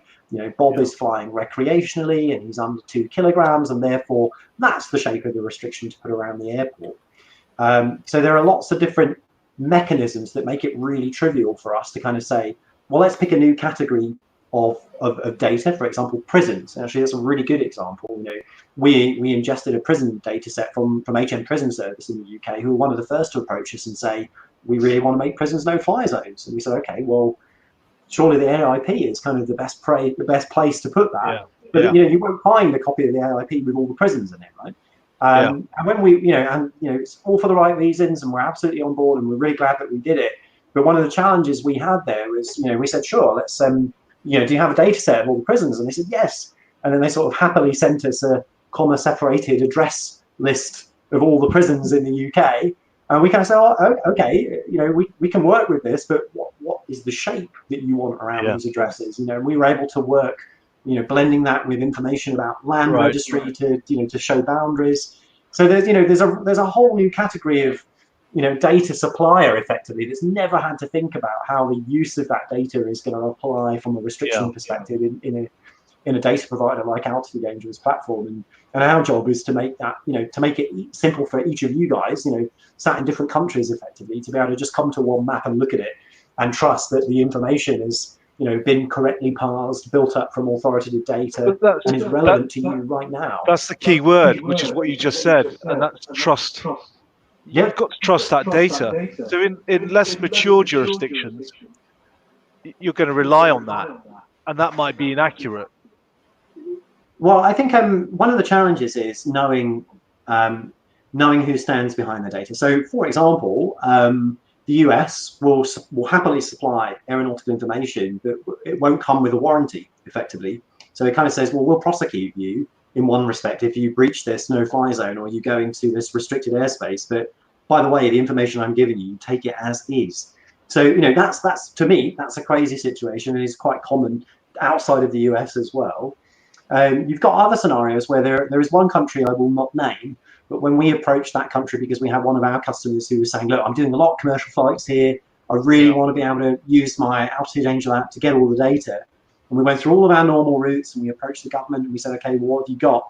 And we actually ended up with a picture, a PNG or a JPEG effectively of the airspace that looked like someone had done it in Paint, Microsoft Paint. And we kind of said, okay, right, conceptually, that's really, really helpful. But, the width and the waviness and the size of your line and the complete lack of features on this map make it really hard for us to actually correctly place that in a world that expects kind of like millimeter precision. Yeah. So you're right, not all data providers are equal, but, certainly the majority of countries have a pretty robust process for defining what goes in the AIPs. Yeah. But drones are affected more often than not by things that don't come from the AIPs. So that's things like prisons and national parks in the US. And there are really statewide sources that are well backed and updated regularly and have APIs for keeping them up to date. And that's the second part. We're really fastidious about this. Anyone can go and get a screen scrape of data or get some data one time. But it's making sure that every change is properly picked up the moment that it's made. And then every bit and every byte that comes into the Altitude Angel platform from the moment, from the source all the way through to all the manipulation to the point of the person looking at it is audited. Because, we're fully expecting at some point someone will come to us and say, what did you show that person at this time, on that date, on that client, in this location? And if we can't provide that, then we found everybody, right? We found the drone operator and we found the person asking the question. And that's a terrible position to be in. And it's actually a position that lots of ATM providers would find themselves in today because they don't have that kind of auditing built into their own platforms. Would you accept a no-fly zone proposed by a local council? And if you did, would you in the UK? And if you did, would you verify whether or not they had the correct bylaw in place? So again, I won't profess to be the guy that controls all of the data onto our platform. We've got a team of folks that deal with that. But my understanding is, in the UK, specifically, the only authority that we trust and that we ingest data from a restriction perspective would be the CAA. So if it hasn't been published or sanctioned by the CAA, for example, in UK, we have something called the RATS, the Restricted Area Temporary Service. We subscribe to that and we pick up those bulletins. If it doesn't come from them, you can't have a no-fly zone. We're very, very clear about that. And I think we are still the only UTM company that hasn't at some point in its heritage accepted no-fly zone requests from private individuals. I like to liken that to saying chunks of the moon. Exactly. Yeah. What you will find actually in our platform is private landowners who have asserted their right as a private landowner to effectively ask drone operators, or to make it clear to drone operators that you cannot operate. You're taking off and landing on our property. But that's very different. You know, if you're complying in this country with the ANO, and you're doing exactly what you should be doing, and the drone's in your line of sight, and you're operating within your legal rights, you can go fly wherever you like, right? Within those reasons. But again, you know, if it comes to someone like a private landowner or a big warehouse, and they're absolutely within their right to say, don't land on my property and don't take off on my property. So you'll see more of that over the coming months on our platform, where you know, we've got, you know, particularly big estate owners who have come to us and said that we really want you to make it clear that you can't fly on, you know, you can't operate on our property. But we also want, you know, we have the flip side, which is where we got a lot of people saying, I've got a drone range and I want to actually allow people to come fly here. How do I tell you that I'm open for drone business? So that's a really positive. That's a great development. Positive push, and we're getting right now. You know, the job we have is making it, or one of the tough jobs we have is making it clear and simple for everybody who's not a trained aviator to work out what's a pro drone zone, what's a no drone zone, and if you see a no drone zone, what's the law behind it? Because you know you need to know, if we're showing you a red zone on our map, it's there because you're going to get prosecuted if you fly in it, and you don't have the proper permissions, and that's how it should be, right? It shouldn't be possible for me to just say, don't fly over my house, please. You know, much as I'd like that, I can't do it. Yeah, absolutely. I came across an interesting conundrum which you guys might want to help answer. So if I go to a local council's, so say for example I want to fly from the National Trust and they've banned drones, and they've banned takeoff and landing, but I've got a Mavic Mini and it's in my hand. I'm taking off and landing from my hand, not on the land. I'd pass. I wouldn't hazard. I wouldn't like to hazard whether or not, you know, as a data guy, I look at hierarchies and I'm wondering, well, the drone is in your hand and you're physically connected to the ground, so does that kind of pass through, or is that some kind of legal hierarchy? I mean, this is the beauty of being, you know, as we say, you know, it's not our job to tell folks how to deploy that technology, but you're absolutely right. We enjoy presenting those kinds of debates to folks and saying, okay, well, you know, we're trying to supply you with the technology to manage these, and in many cases, actually, places which are closed to drone flights today because they fear the risks of drone flights. We're helping to open up that sky because we can give them tools to automate the decision-making process, give them tools to sense what's happening around them, and even give them tools to kind of define the areas they want to see flights and don't want to see flights. So, you know, by creating these tools, we can have these kind of debates. And go back 10 years and, you know, people weren't having these debates. So I think this is a great example of where a technology is really, you know, ruffling the feathers of, you know, what has previously been a fairly limited domain, right? You know, you have to be quite a wealthy individual. Well, you have to be quite a wealthy individual today to own a plane or a vehicle, you know, like a helicopter or something like that. But, you know, air travel has come down in cost, but it's still really difficult for me to, you know, it's quite an effort to get to the airport, get in the plane, pay my ticket fare, wrestle over, you know, a £20 coffee on the plane. You know, still got to be expensive, but drones have completely changed that paradigm, and now anyone can put something into the airspace, and that's creating some really interesting debate. Yeah, I think so. One thing I've wondered, Richard, is with regards to sort of where the requirement is going to come from for UTM. So obviously at the moment, you know, we talked about some of the privacy issues and the police powers. Is at the moment, you know, in terms of the benefits of you know, putting your data onto the UTM system, I would probably say that, you know, potentially the benefits would outweigh the risks. In terms of, you know, letting people know where you are and what you're doing. If you do something wrong, then suddenly, you know, you've got the police on your back. But what I'm interested in really is, how are we going to go and get the majority, or if not all, drone users using UTM? Do you see that being a requirement that's going to come from government and essentially through law, or do you see UTM as being a system that offers drone users advantages when it comes to beyond visual line of sight flying and things like that, and UTM being used for those kinds of scenarios instead? So is it going to be is it going to be the stick, or is it going to be the carrot? That's a good question, and the answer is yes. We very much prefer, and in fact, the way we operate today is carrot, right? In order to get information about where you're flying, we have to give you something. You want great maps, you want to know where other aircraft are, so we need to be able to provide that service. So you need to tell us where you are. In other words, we're enhancing and providing value to you that you can't get elsewhere. Now, is that going to be the mechanism that rolls forwards? I don't know. And actually, again, I have to come back to that central point I started with, which is, probably the answer is different for different components of a UTM. The big question I want to ask is, I've kind of sat on my hands all the way through this, and I haven't piped up yet. But is registration a UTM function? Should it be provided by some other body? As a UTM company, we care about the source of identity information. It's a useful variable in answering the question, can I fly my drone here?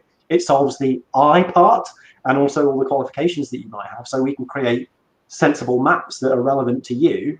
But whether we provide that data as an originator of that, or whether we hook in, honestly, we're quite ambivalent about. And in the territories, actually LVNL is a great example of that. We're working with LVNL to create a source of registration information, because such a source of registration information doesn't exist in that readily available format today.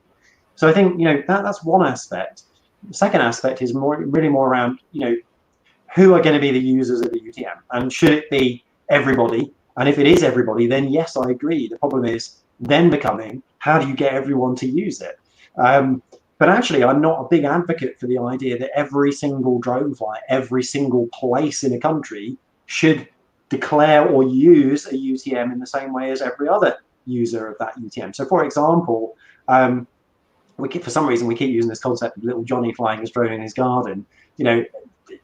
Does anyone in controlled airspace, if this guy's 50 miles from the nearest airport outside of Class D and he's flying a 500-gram drone, does anyone care what's happening? And I would like to think the answer is no.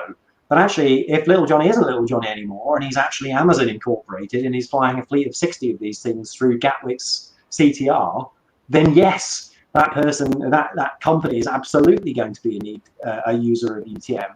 But again, it comes back to, UTM isn't a thing that, just kind of existed because people said, I'm a bit bored today, let's create a UTM. People use UTM as a mechanism for going BVLOS, because let's not forget, to go beyond visual line of sight, the regulator has to be satisfied that you can do that safely enough.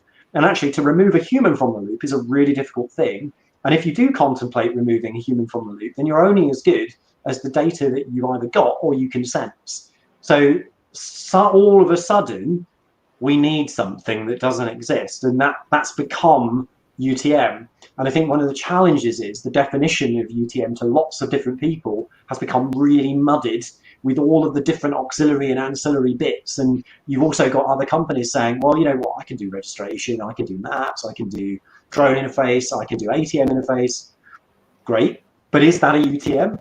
That's by the by. So we describe ourselves, for example, as an aviation technology company. It's our job to provide solutions, and it's our job to help our customers configure those solutions in a way that helps them deliver services that ultimately get people flying drones and doing so in a really safe way. So that's all the cooperative piece. Sorry, looking at BVLOS then as an example, do you think that how close are we to the point where, if I do operational safety cases, write operational safety cases for the companies, been working on this recently. How close are we that I can basically write into an operational safety case that a UTM system is sufficient mitigation to be able to know that there is a manned aircraft in your local area? So, in terms of manned aircraft, have you got sort of live ADS-B data already coming in? Oh no, we're losing you. Is the first, and two, what level of close are we to having a full picture of what's going on? I think there's something I really want to be able to share and yield with you guys, but that's going to have to wait for another podcast, because we have a really good answer coming up. I sense something's coming, some sort of sense. Get him a drink, quick.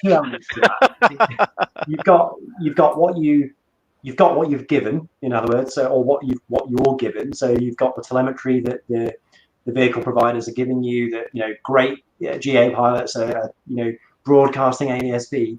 But from a safety case perspective, it's not really enough, is it, to go significant distance beyond visual line of sight? You need some kind of surveillance capability, and I would go so far as to suggest that surveillance capability probably ought to come external to the system that you're flying, because ultimately, as I said before, trust is a key element in security. And one of the jobs, I think, of the UTM is to actually be able to see drones that aren't part of the UTM system. So where are you going to build your sensor network then? Only in a city, or only in because you're doing the whole country, or just near airports? Or well, I think you've got two elements to approach that. You've got whether or not someone is considering a national deployment, or whether we're talking about sensors for one company in one location, or a number of independent locations. That's a very different approach. I don't think anyone's suggestion that is that you deploy 1 million towers all over the UK or 10 million all over the US, and now you can do BVLOS. So again, you're going to have a combination of sensors that are really important to have on a drone, so it can take care of some of its navigation itself. But when you start to approach areas like airports or nuclear power stations or other infrastructure that needs to be protected, you care more about also what you can witness independently. And there's always, as I like to say, if I can see you on a sensor, which I own, not me personally, but as an operator, we own, facility operator, we own that sensor, and you're telling me that you're in that location, and then I can correlate those two things together, I actually have a third data source now, and that's an assured one, because I can trust that you are where you say you are because I can see you there. So it's a bit like that paradigm, trust but verify. And perhaps operators who are able to comply with those types of requirements will be the ones that get better permissions to do more in the airspace, because they're prepared to be conspicuous, they're prepared to file flight plans and stick to them, and therefore the risk for those guys is a lot lower than someone who hasn't filed a flight plan and is just bimbling about in the same zone. So would everybody else get a peace dividend from that, as it were, if you happen to be? Would that be airspace or aircraft information that would be shared into the entire UTM, or only those people that have paid up for that part of the service or whatever? I think it depends whether or not your view of UTM is that it's a commercial thing or it's a service. I think when an ANSP looks at it, they're looking at it as offering a service, and I think that makes a lot of sense, because they offer a navigation service today, and I think let's not forget, ANSPs offer a control service, they also offer an information service, and even if you're not paying into the kind of main ATM system, you can still request information from the ATM system, so you can still be a user and a consumer of it. I think that might change very quickly if suddenly we quadrupled the number of GA aircraft that were making use of that service. That would become an undue burden on the ATM system. But ultimately, I think if we treat a UTM in the kind of national context, then it has to offer a basic service to everybody. But perhaps that basic service isn't navigation, because the majority of citizens won't need that. What most people will probably need, particularly in the short couple of years between now and sort of gradually more ubiquitous BVLOS, is better maps. Tell me where I can fly. And there isn't a great single source of that data today in any country in the world. So I think UTM's job is to be different things to different actors, and that's also playing out on a changing timescale. But you've also got these other pesky consumers of this technology, which are drone manufacturers and chip systems developers, who are going to be baking into their silicone chips now systems that will be around for 5 or 10 years. So they have different challenges, and they're all valid challenges.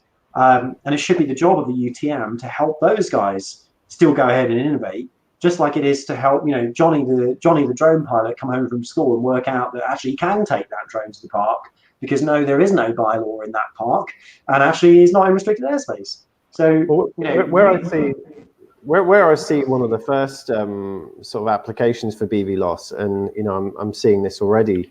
I think the longer range BVLOS is still a way, still a way away.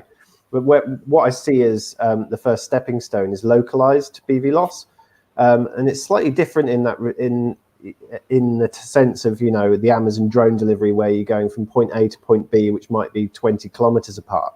But you may still be within a 500 meter radius area, but you're taking the pilot away from the drone and having sort of an automated charge station, so drone in a box type scenario, where you know, offshore wind farm, or a construction site, for example, or some, you know, a mountaintop for search and rescue. You could see scenarios like that where you could, you know, why would you need an ADS-B on board the aircraft, or any radar or sensors on board the aircraft, when you could put them on the ground and be able to have a full picture of the airspace around you? I could see that kind of integration with UTM being extremely, extremely beneficial, and actually providing a solution that you could write into a safety case. Just on that, sorry, Rich, before you jump in, sorry, just on that, James, you the second standard scenario that's come out of EASA is a BV loss 1, and it's what we would consider to be EV lost. So it's out to 2 kilometers, and instead of having an observer every 500 meters, they've got an observer on their picture at 1,000 meters. Yeah, as part of their standard scenario. Sorry, back to you, Richard. No, I was just going to say, I mean, I love where this conversation is going, and all I'm going to say is we have you would have heard about something called Operation Zenith, which we did November last year. We have the next iteration of that happening very early next year, and we'll be releasing much more information about that. It's called Project Arrow, and it helps to solve some of those problems. We have a customer today, for example. Sorry, what about the future flight thing? Are you in the future flight thing as well? Yes. Future Flight Challenge. Isn't that all linked in with all that sort of thing, or is that different? Possibly, Gary. I'm not allowed to tell you yet. But were you announced yesterday as one of the winning bidders for Phase 2? In Future Flight, I think there were some announcements that were made. I couldn't possibly tell you because I was busy in board investment land yesterday, so I was very, very busy and my head was down in paperwork. So I don't know. I didn't catch up with the announcements yet. But what I will say is, I don't think oh, sorry. I don't think Phase 2's out yet, is it? Isn't that in February next year? Yeah, Phase February, 1 March next year. Phase 1's out now, and then it'll culminate next year. Yeah. So, I mean, the scenario that James is talking about is one that, you know, is a stepping stone to the Holy Grail, right? Which is, you know, fully ubiquitous, no pilot in the loop, travel anywhere, do anything. And we're miles away from being able to do that at scale across a national picture today. Where you see little pockets, which are really frustrating, is when you see kind of closed or restricted airspace somehow that is artificially or regulatorily constrained. You know, one of the things we care deeply about as a company is making sure that a customer that wants to make use of a drone in the box doesn't have to do it with an OTAM or a restricted area temporary, because, you know, it severely limits the accessibility or the applicability of that technology. And in those scenarios, you have to look at what else can the UTM do to provide situation awareness to the local drone. So all the drones, you know, it might only be flying around 200-meter perimeter, but it still has to be subject to the same kind of safety constraints as an object which will be traveling much further, but can benefit from deployment of technologies in the vicinity of the drone. And that's an area that we've been doing an awful lot of work in over the last year, 18 months, and actually are proudly part of the CAA's Innovation Sandbox team, and we'll be making some announcements very early in the new year on just that thing. So watch this space. I can't wait. I'll come here first and I'll tell you guys about it. That's really, well, New Year's Eve will be a Tuesday, won't it? I've been working with Seas.ai, so I'm sure you're quite well aware of what they're doing, but I'm sure there will be some collaboration there at a future stage, I'm sure. Yeah, I hope so. I mean, we're very, very open as a company, and we're very clear that UTM companies and related ecosystem providers, they should be collaborating, right, not competing. When it comes to that very basic principle of getting access to the sky, then, you know, if one company can solve a safety constraint that another company is having, then why not share that? And that's one of the reasons why all the research and all the material that we did for OpZen is out and available in the public domain. But coming back to your fundamental question, how far are we away from hopefully seeing a national aviation authority recognizing the presence of a UTM in a safety case as a valid thing for going BVLOS? The answer to that, I would say, is hopefully a lot closer than the six of us very positive, forward-looking people would think. Yeah, I think, well, hopefully, maybe, I don't know if you guys are coming to Rwanda in February, but we are. There's an announcement coming out on that soon too. So next week. Christmas. Oh, what a surprise! It's the Lake Victoria Challenge that is now in Rwanda. Lake Kivu, under the big volcanic, very gassy, don't crash in it lake. Yes. Nice. That's 22 kilometer flights, BV loss, and very BV loss because there's a hill right next to where they put the launch site. So the radio, just to make sure it's like a geographical blindfold. Yeah. It is really, it is, because the radio line of sight's about 40 meters. But anyway, that's another topic. One of the key challenges, though, I think that we're going to see with UTM, Richard, is at the moment you've got drone users sort of freely using it, but how are we going to go and overcome the challenge of getting manned aircraft to actually look at this thing? Because at the moment, I think there are very, very few manned aircraft actually using UTM or bringing in that data. Because it would seem sensible that helicopter pilots, if they're planning a flight, had a look at Guardian UTM or your system and sort of said, okay, well, there's like loads of drones flying around there. We should probably avoid that area if we're flying at like 600 feet. Yeah. So, it seems like the whole point of aviation is we always talk about a LARP and, reducing risk to as low as reasonably practicable. But, is that happening in manned aviation at the moment? I don't know. Maybe you can answer that. I could say watch an announcement that we'll make tomorrow. We have a press release going out about a collaboration we're doing in the field that's very related to that, and it's the first of many. I'll also say that we've actually got a lot of things like HEMS fleets and police fleets, not just in the UK but abroad, that use our service before they think about setting down. Quite often something like a medical helicopter will find a nice big park or an open space to think I can go and land there. But actually, that's a place where lots of drones are typically seen. So it's nice that they can check that our applications, they're freely available to emergency services as they are to commercial users and recreational users as well. But let's not forget, it's not the single source of all flight information. So it's a useful tool, but it's not guaranteed to give them the absolute situation picture there, because no one can guarantee that today. Yeah. But what we're interested in doing is helping GA pilots solve problems which they have today using the UTM technologies that are available. And that also means, helping solve another problem the UTM has, which is seeing GA. But again, it comes down to, you can either do stick or carrot, and we opt to give, right? We have a lot of technology that is able to connect a lot of people together with a lot of different data sets and a lot of different services. And we think it's about time that UTM technology was able to benefit GA as it is already benefiting drone pilots as well. So watch this space. The new head of EASA has come out and said that GA is going to have to make some concessions in order to integrate properly.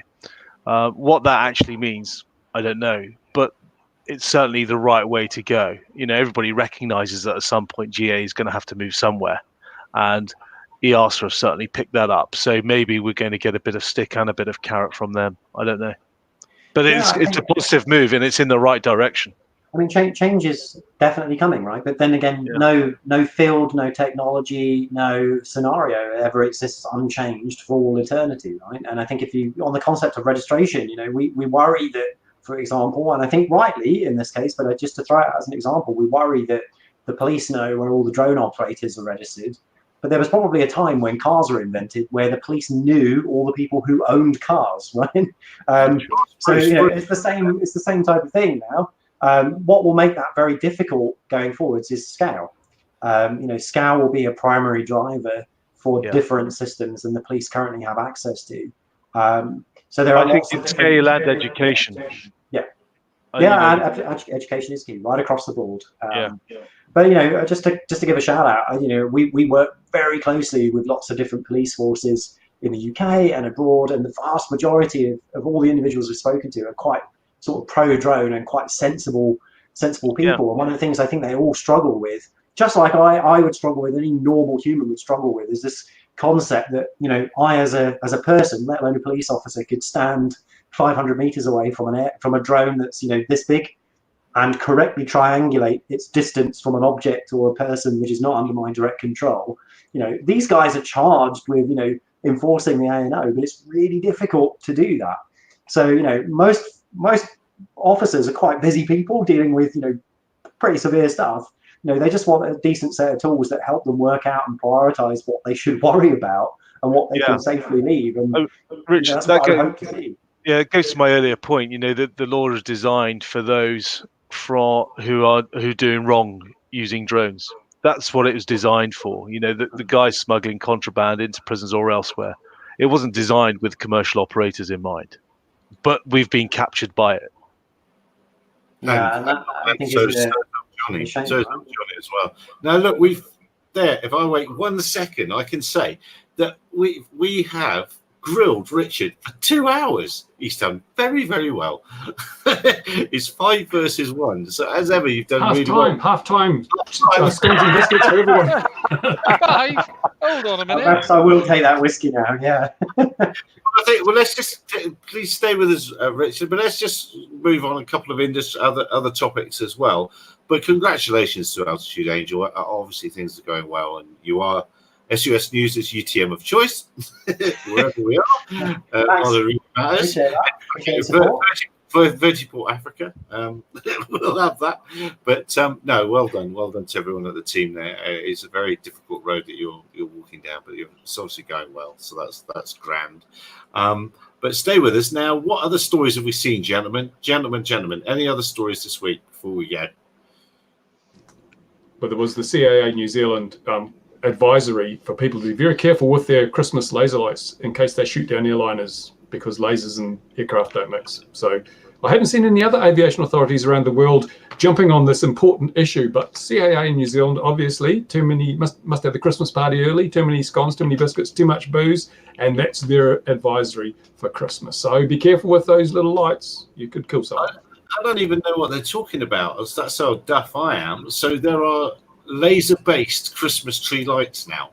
Yeah, they shine, like you put them on the front lawn, they shine a pattern on your house, you know, with stars and things. Yeah, those things with their tiny 1 milliwatt lasers, an aircraft could be flying over your roof just at that moment. The pilot gets blinded, smashes into the neighbour's garage. There you go, she's all over. Well, you know, there's a great deal of incidents with laser pointers, isn't there? Oh, private jet drone versus AIB. Mr. Walters is saying that in the comments. Yes, that's another one that's appeared in the British press in the last day or so. On the risk thing, I just wanted to mention and just put it in here as just as a place marker, really.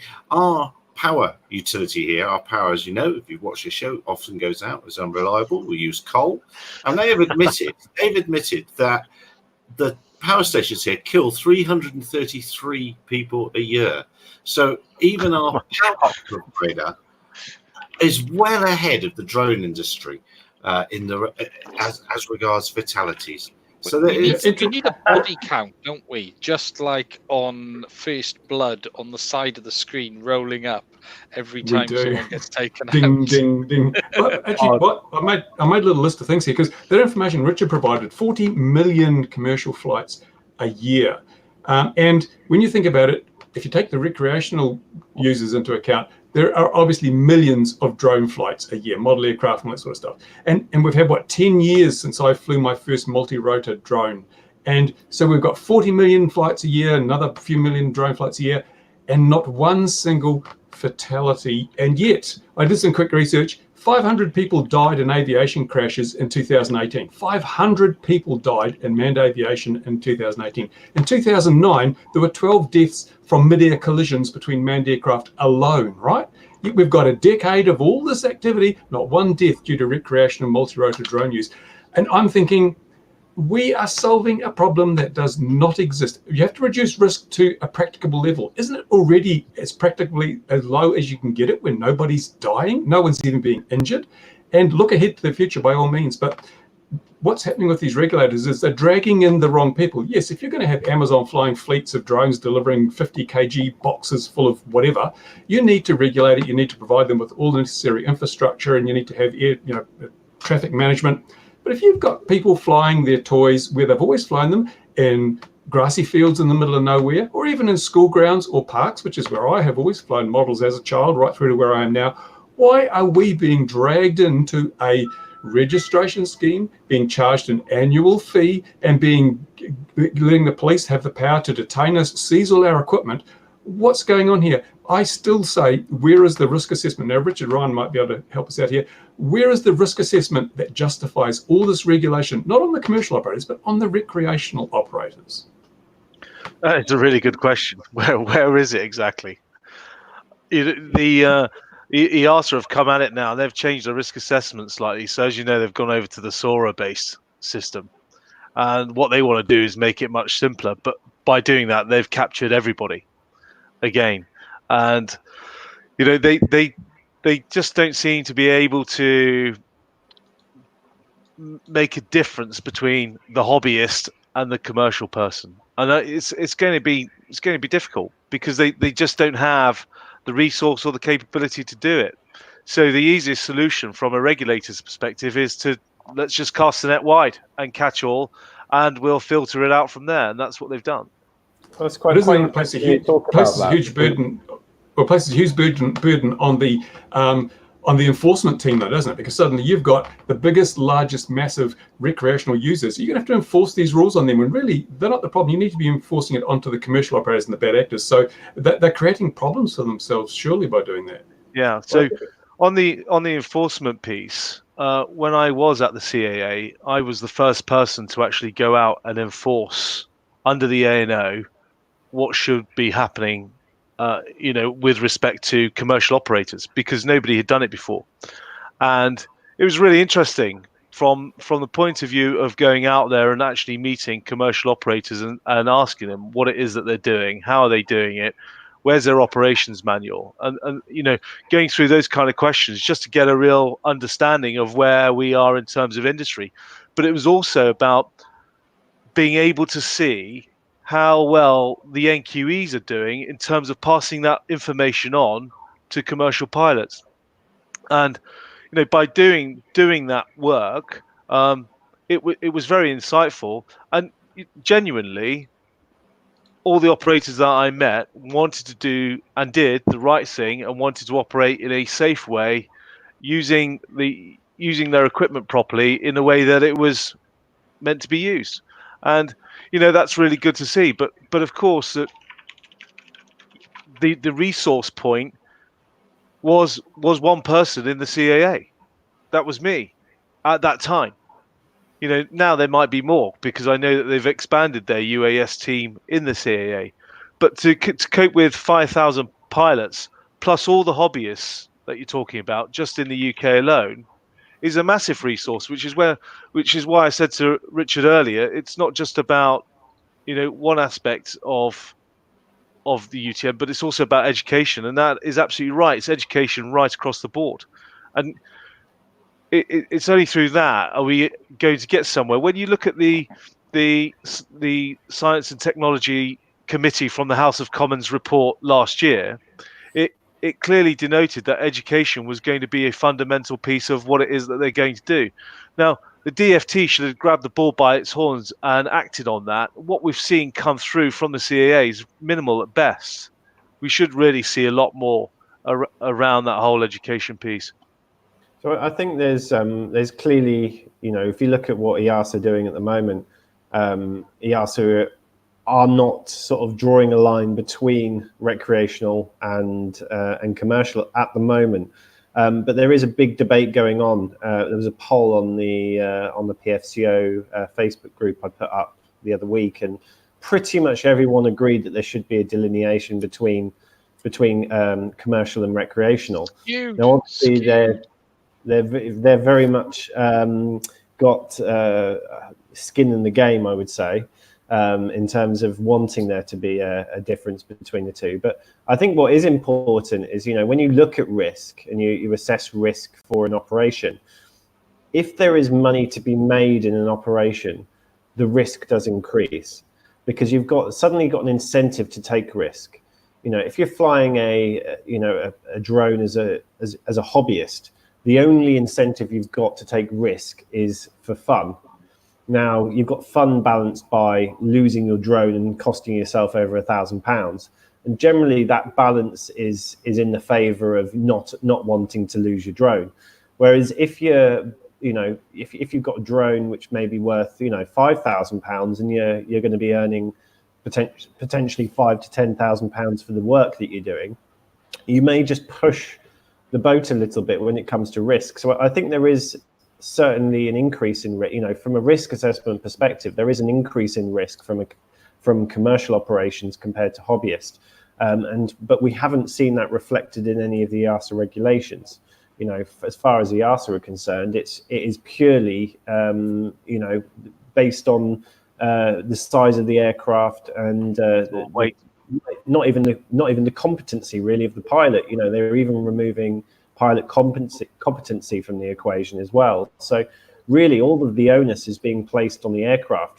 Is going to be on the technology, especially for the open categories now. So I think there is certainly still a debate to be had in terms of what risk recreational users have, but certainly I think there is a need for recreational to be regulated to some degree, because how do you define what's how do you know if it's recreational or not? If you're a helicopter, you don't really care if it's recreational or whether it's commercial. You just care as to whether it's about to hit you or not. So I think there should be a separation, but there should also be overlap as well. EASA's version of that is a toy. If it falls below 250 grams, they've defined what a toy is, because of the way that they've addressed weight classifications, and the way that they want to minimize risk through risk assessments is by those new platforms having the relevant CE markings. Well, interesting though that if you've got a camera, it's no longer a toy. I was just about to say that. Yeah. Absolutely. So, yeah, and the extra regulation around that is all around privacy. So the EU's concerns on privacy mean that there have to be greater distances observed when it has a camera on it. I love the way this comes from a country where there is more CCTV cameras per head of population in the world than anywhere else. The UK, privacy, what's that? No, this is from EASA. So this is from Brussels. I think the other thing to bear in mind with regards to cameras is once, as soon as you've got a camera on board, then it's actually easier to fly that machine much further away than it would be without.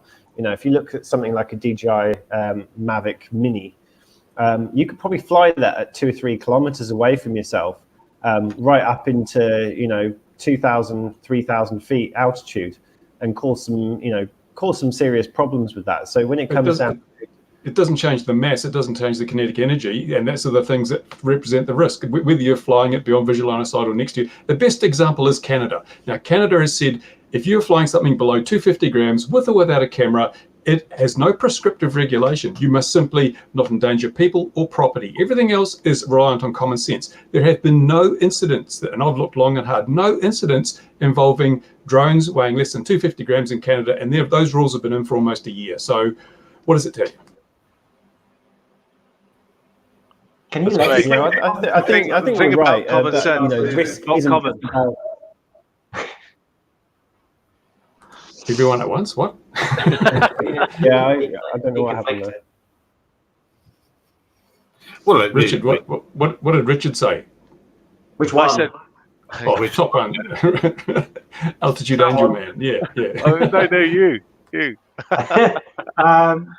I think I've forgotten now, actually. I think I was just saying, can you legislate for common sense? I don't think that's a thing, is it? I'm pretty sure you can't do that. The Canadians seem to have, on the sub 250 gram, they've decided that the risk profile associated with something that small, that light, it doesn't matter what you do with it, it's really not going to kill anybody. Yeah. My retort was common sense is not common. That's true. No, and it's banned, as we all know, from this hangout. We don't allow common sense. I've heard that. I knew there must have been a way. Yeah, it's not allowed. It's not No, allowed. that's the other problem, though. We've got these regulators are not talking to each other. Canada's got that excellent sub 250 gram thing where it's basically no prescriptive regulation, but it has the thing without any loopholes. Do not endanger personal property. There are no loopholes to that. If you injure someone or break their property, you've broken one or both of those regulations. So that's it. You can't get out of it by claiming a technicality. And in New Zealand, we've got shielded operations. So we don't give a damn about little Johnny flying his toy in the park as long as he stays below the treetops, because he's not a risk to any sane manned aviator or anyone else. So why aren't other countries picking up on these? Why don't we have this melting pot where they all go, that's good, we use that, that's good. Everyone has to reinvent the wheel and prove to the world that they're even stupider than the country beside them. Everybody perceives risk in different ways. And I was in the House of Commons at a presentation once, and Baroness Sugg, who was the last aviation minister, was in there. Ooh. And yeah, well, this might make for an interesting piece. I stood behind her as she was being advised on the basics of visual line of sight. She'd been in the job for some time, and you just have to wonder, why don't you know this? This is absolutely basic stuff, and you're still being advised on it. Well, just wait until they start getting taught about EASA regulations, where you've got C0, C1, C2, C3, C4, and now going to be C5, C6, C7, and C8 for all the standard categories as well, each with a long list of about 20 requirements that they have to meet. So and imagine all these poor police officers who are going to be coming up to a drone operator and say, now, are you obeying the law or not? Let me just get out this 500-page document. You know what? And it doesn't matter. Line by line. The police officer will come out and all he'll say is, show me your CAA 20 questions. That's what I want to see, because that's all he'll know. And if you haven't got that, because you're exempt, because you've got a commercial permit. You just had it in the UK. You just said some father was just fined £110 down from 150 because he said he was guilty immediately when the copper turned up on the street. It's a disabled child. What a terrible story. Flying it in the front of their house. Copper saw the lights. They went and found him, and there's your fine. If that was me. And I'm not here to give legal advice, by the way, but if it was me, I'd make no admission of liability. Oh, yeah, but I wouldn't. The police have to prove their case against me. The burden is on them. Yes, but most law-abiding people would just say, "Yeah, no, I was flying it," wouldn't they? I mean, and of course, he said he had no idea there were regulations or rules that he had to comply with. Yeah, otherwise, pretty unfair, because that's likely to have been just something from, you don't have maplins anymore, do you? But your supermarket drone or something off a shelf. So that education thing's working well, then, isn't it? Well, it's through people that get prosecuted that other people will be educated. And there are no shortage of cases where courts want to make an example of somebody. That's just a fact. It's not a justice system. It's a legal system. Said our man of the law. Right, look, we've been going right now 2 hours and 17 minutes. That's well over our normal time. Has anyone else seen anything else before I put the hammer down on this evening's events? Have you mentioned the Odgecopter Strugardja plane thing? Okay, I think probably it would be a good idea to mention it. Philip was here just a minute ago. He was, yeah. Now, for those who haven't seen, anyone who's flying Odgecopter or Odru plane, it's strongly advised that you update to the latest versions. For plane, basically 4.0. For copter, there's been an intermediate release put out because the 4.0 is still in beta, so version 3.6.12. If you're flying a version of Odgecopter before 3.6.12, it is strongly advised to update due to there being an I2C storm bug. I won't go into this in too much depth, but the basics are the flight controller has the potential to lock up in flight. It is not specific to any one hardware vendor. It is a bug within the Chibios firmware. If you're flying this commercially or anything, do check out the ArdraPilot website.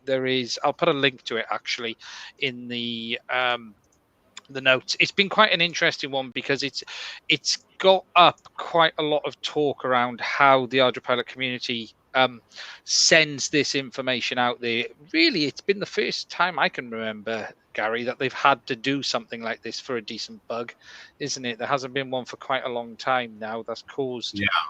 But it has caused a little bit of talk about it, and it has been, someone submitted it to the New Zealand authority as well, and it's actually been sent out via that. The key to this is safety. At the end of the day, what everyone wants is for everyone to be flying this safely. Make sure you update if you are using it. Whilst the risk is quite low and it has been around for a little bit of time, it's interesting, it seems to be cropping up more and more as time goes on, and I don't know the ins and outs of what the guys have been doing on this, but what they've done is this release 3.6.12, which fully addresses it. And if anyone is flying an older version, if you update to that, it won't give you too many problems, and it doesn't have all of the changes that 4.0 is going to have as well.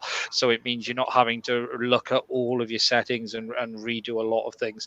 If you're on 3.6.10 or 1.1, definitely get up to 1.2. It's quite an important one, this. Yeah, no, and it just shows that things have to be held sort of handled in a more mature aviation manner, which is cool. And because Louis is here, I think we should, in the comments, we should probably mention Gatwick, his favourite topic. I don't have anything actually to add, but because Louis is there, I've got to mention the word Gatwick. It's the law. Again, it's the law. Yeah. All right.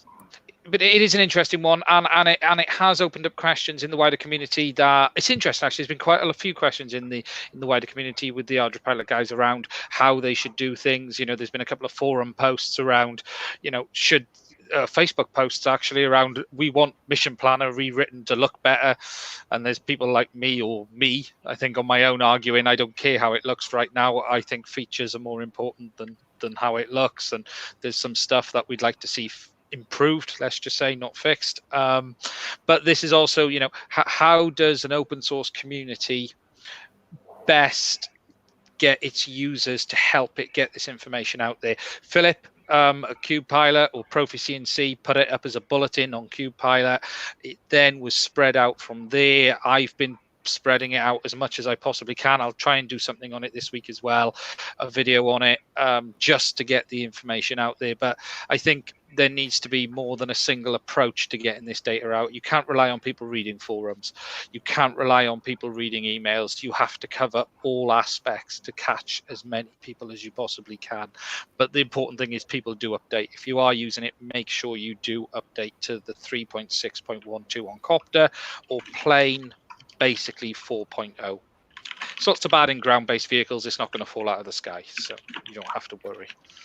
And when is your next rover video coming? I'm wanting that to hurry up and out. Yeah, I've been a little bit tied up with the day job. I haven't been able to do anything for a couple of weeks. I've got a little bit of time over Christmas, and that's when I'm going to put the next one out there.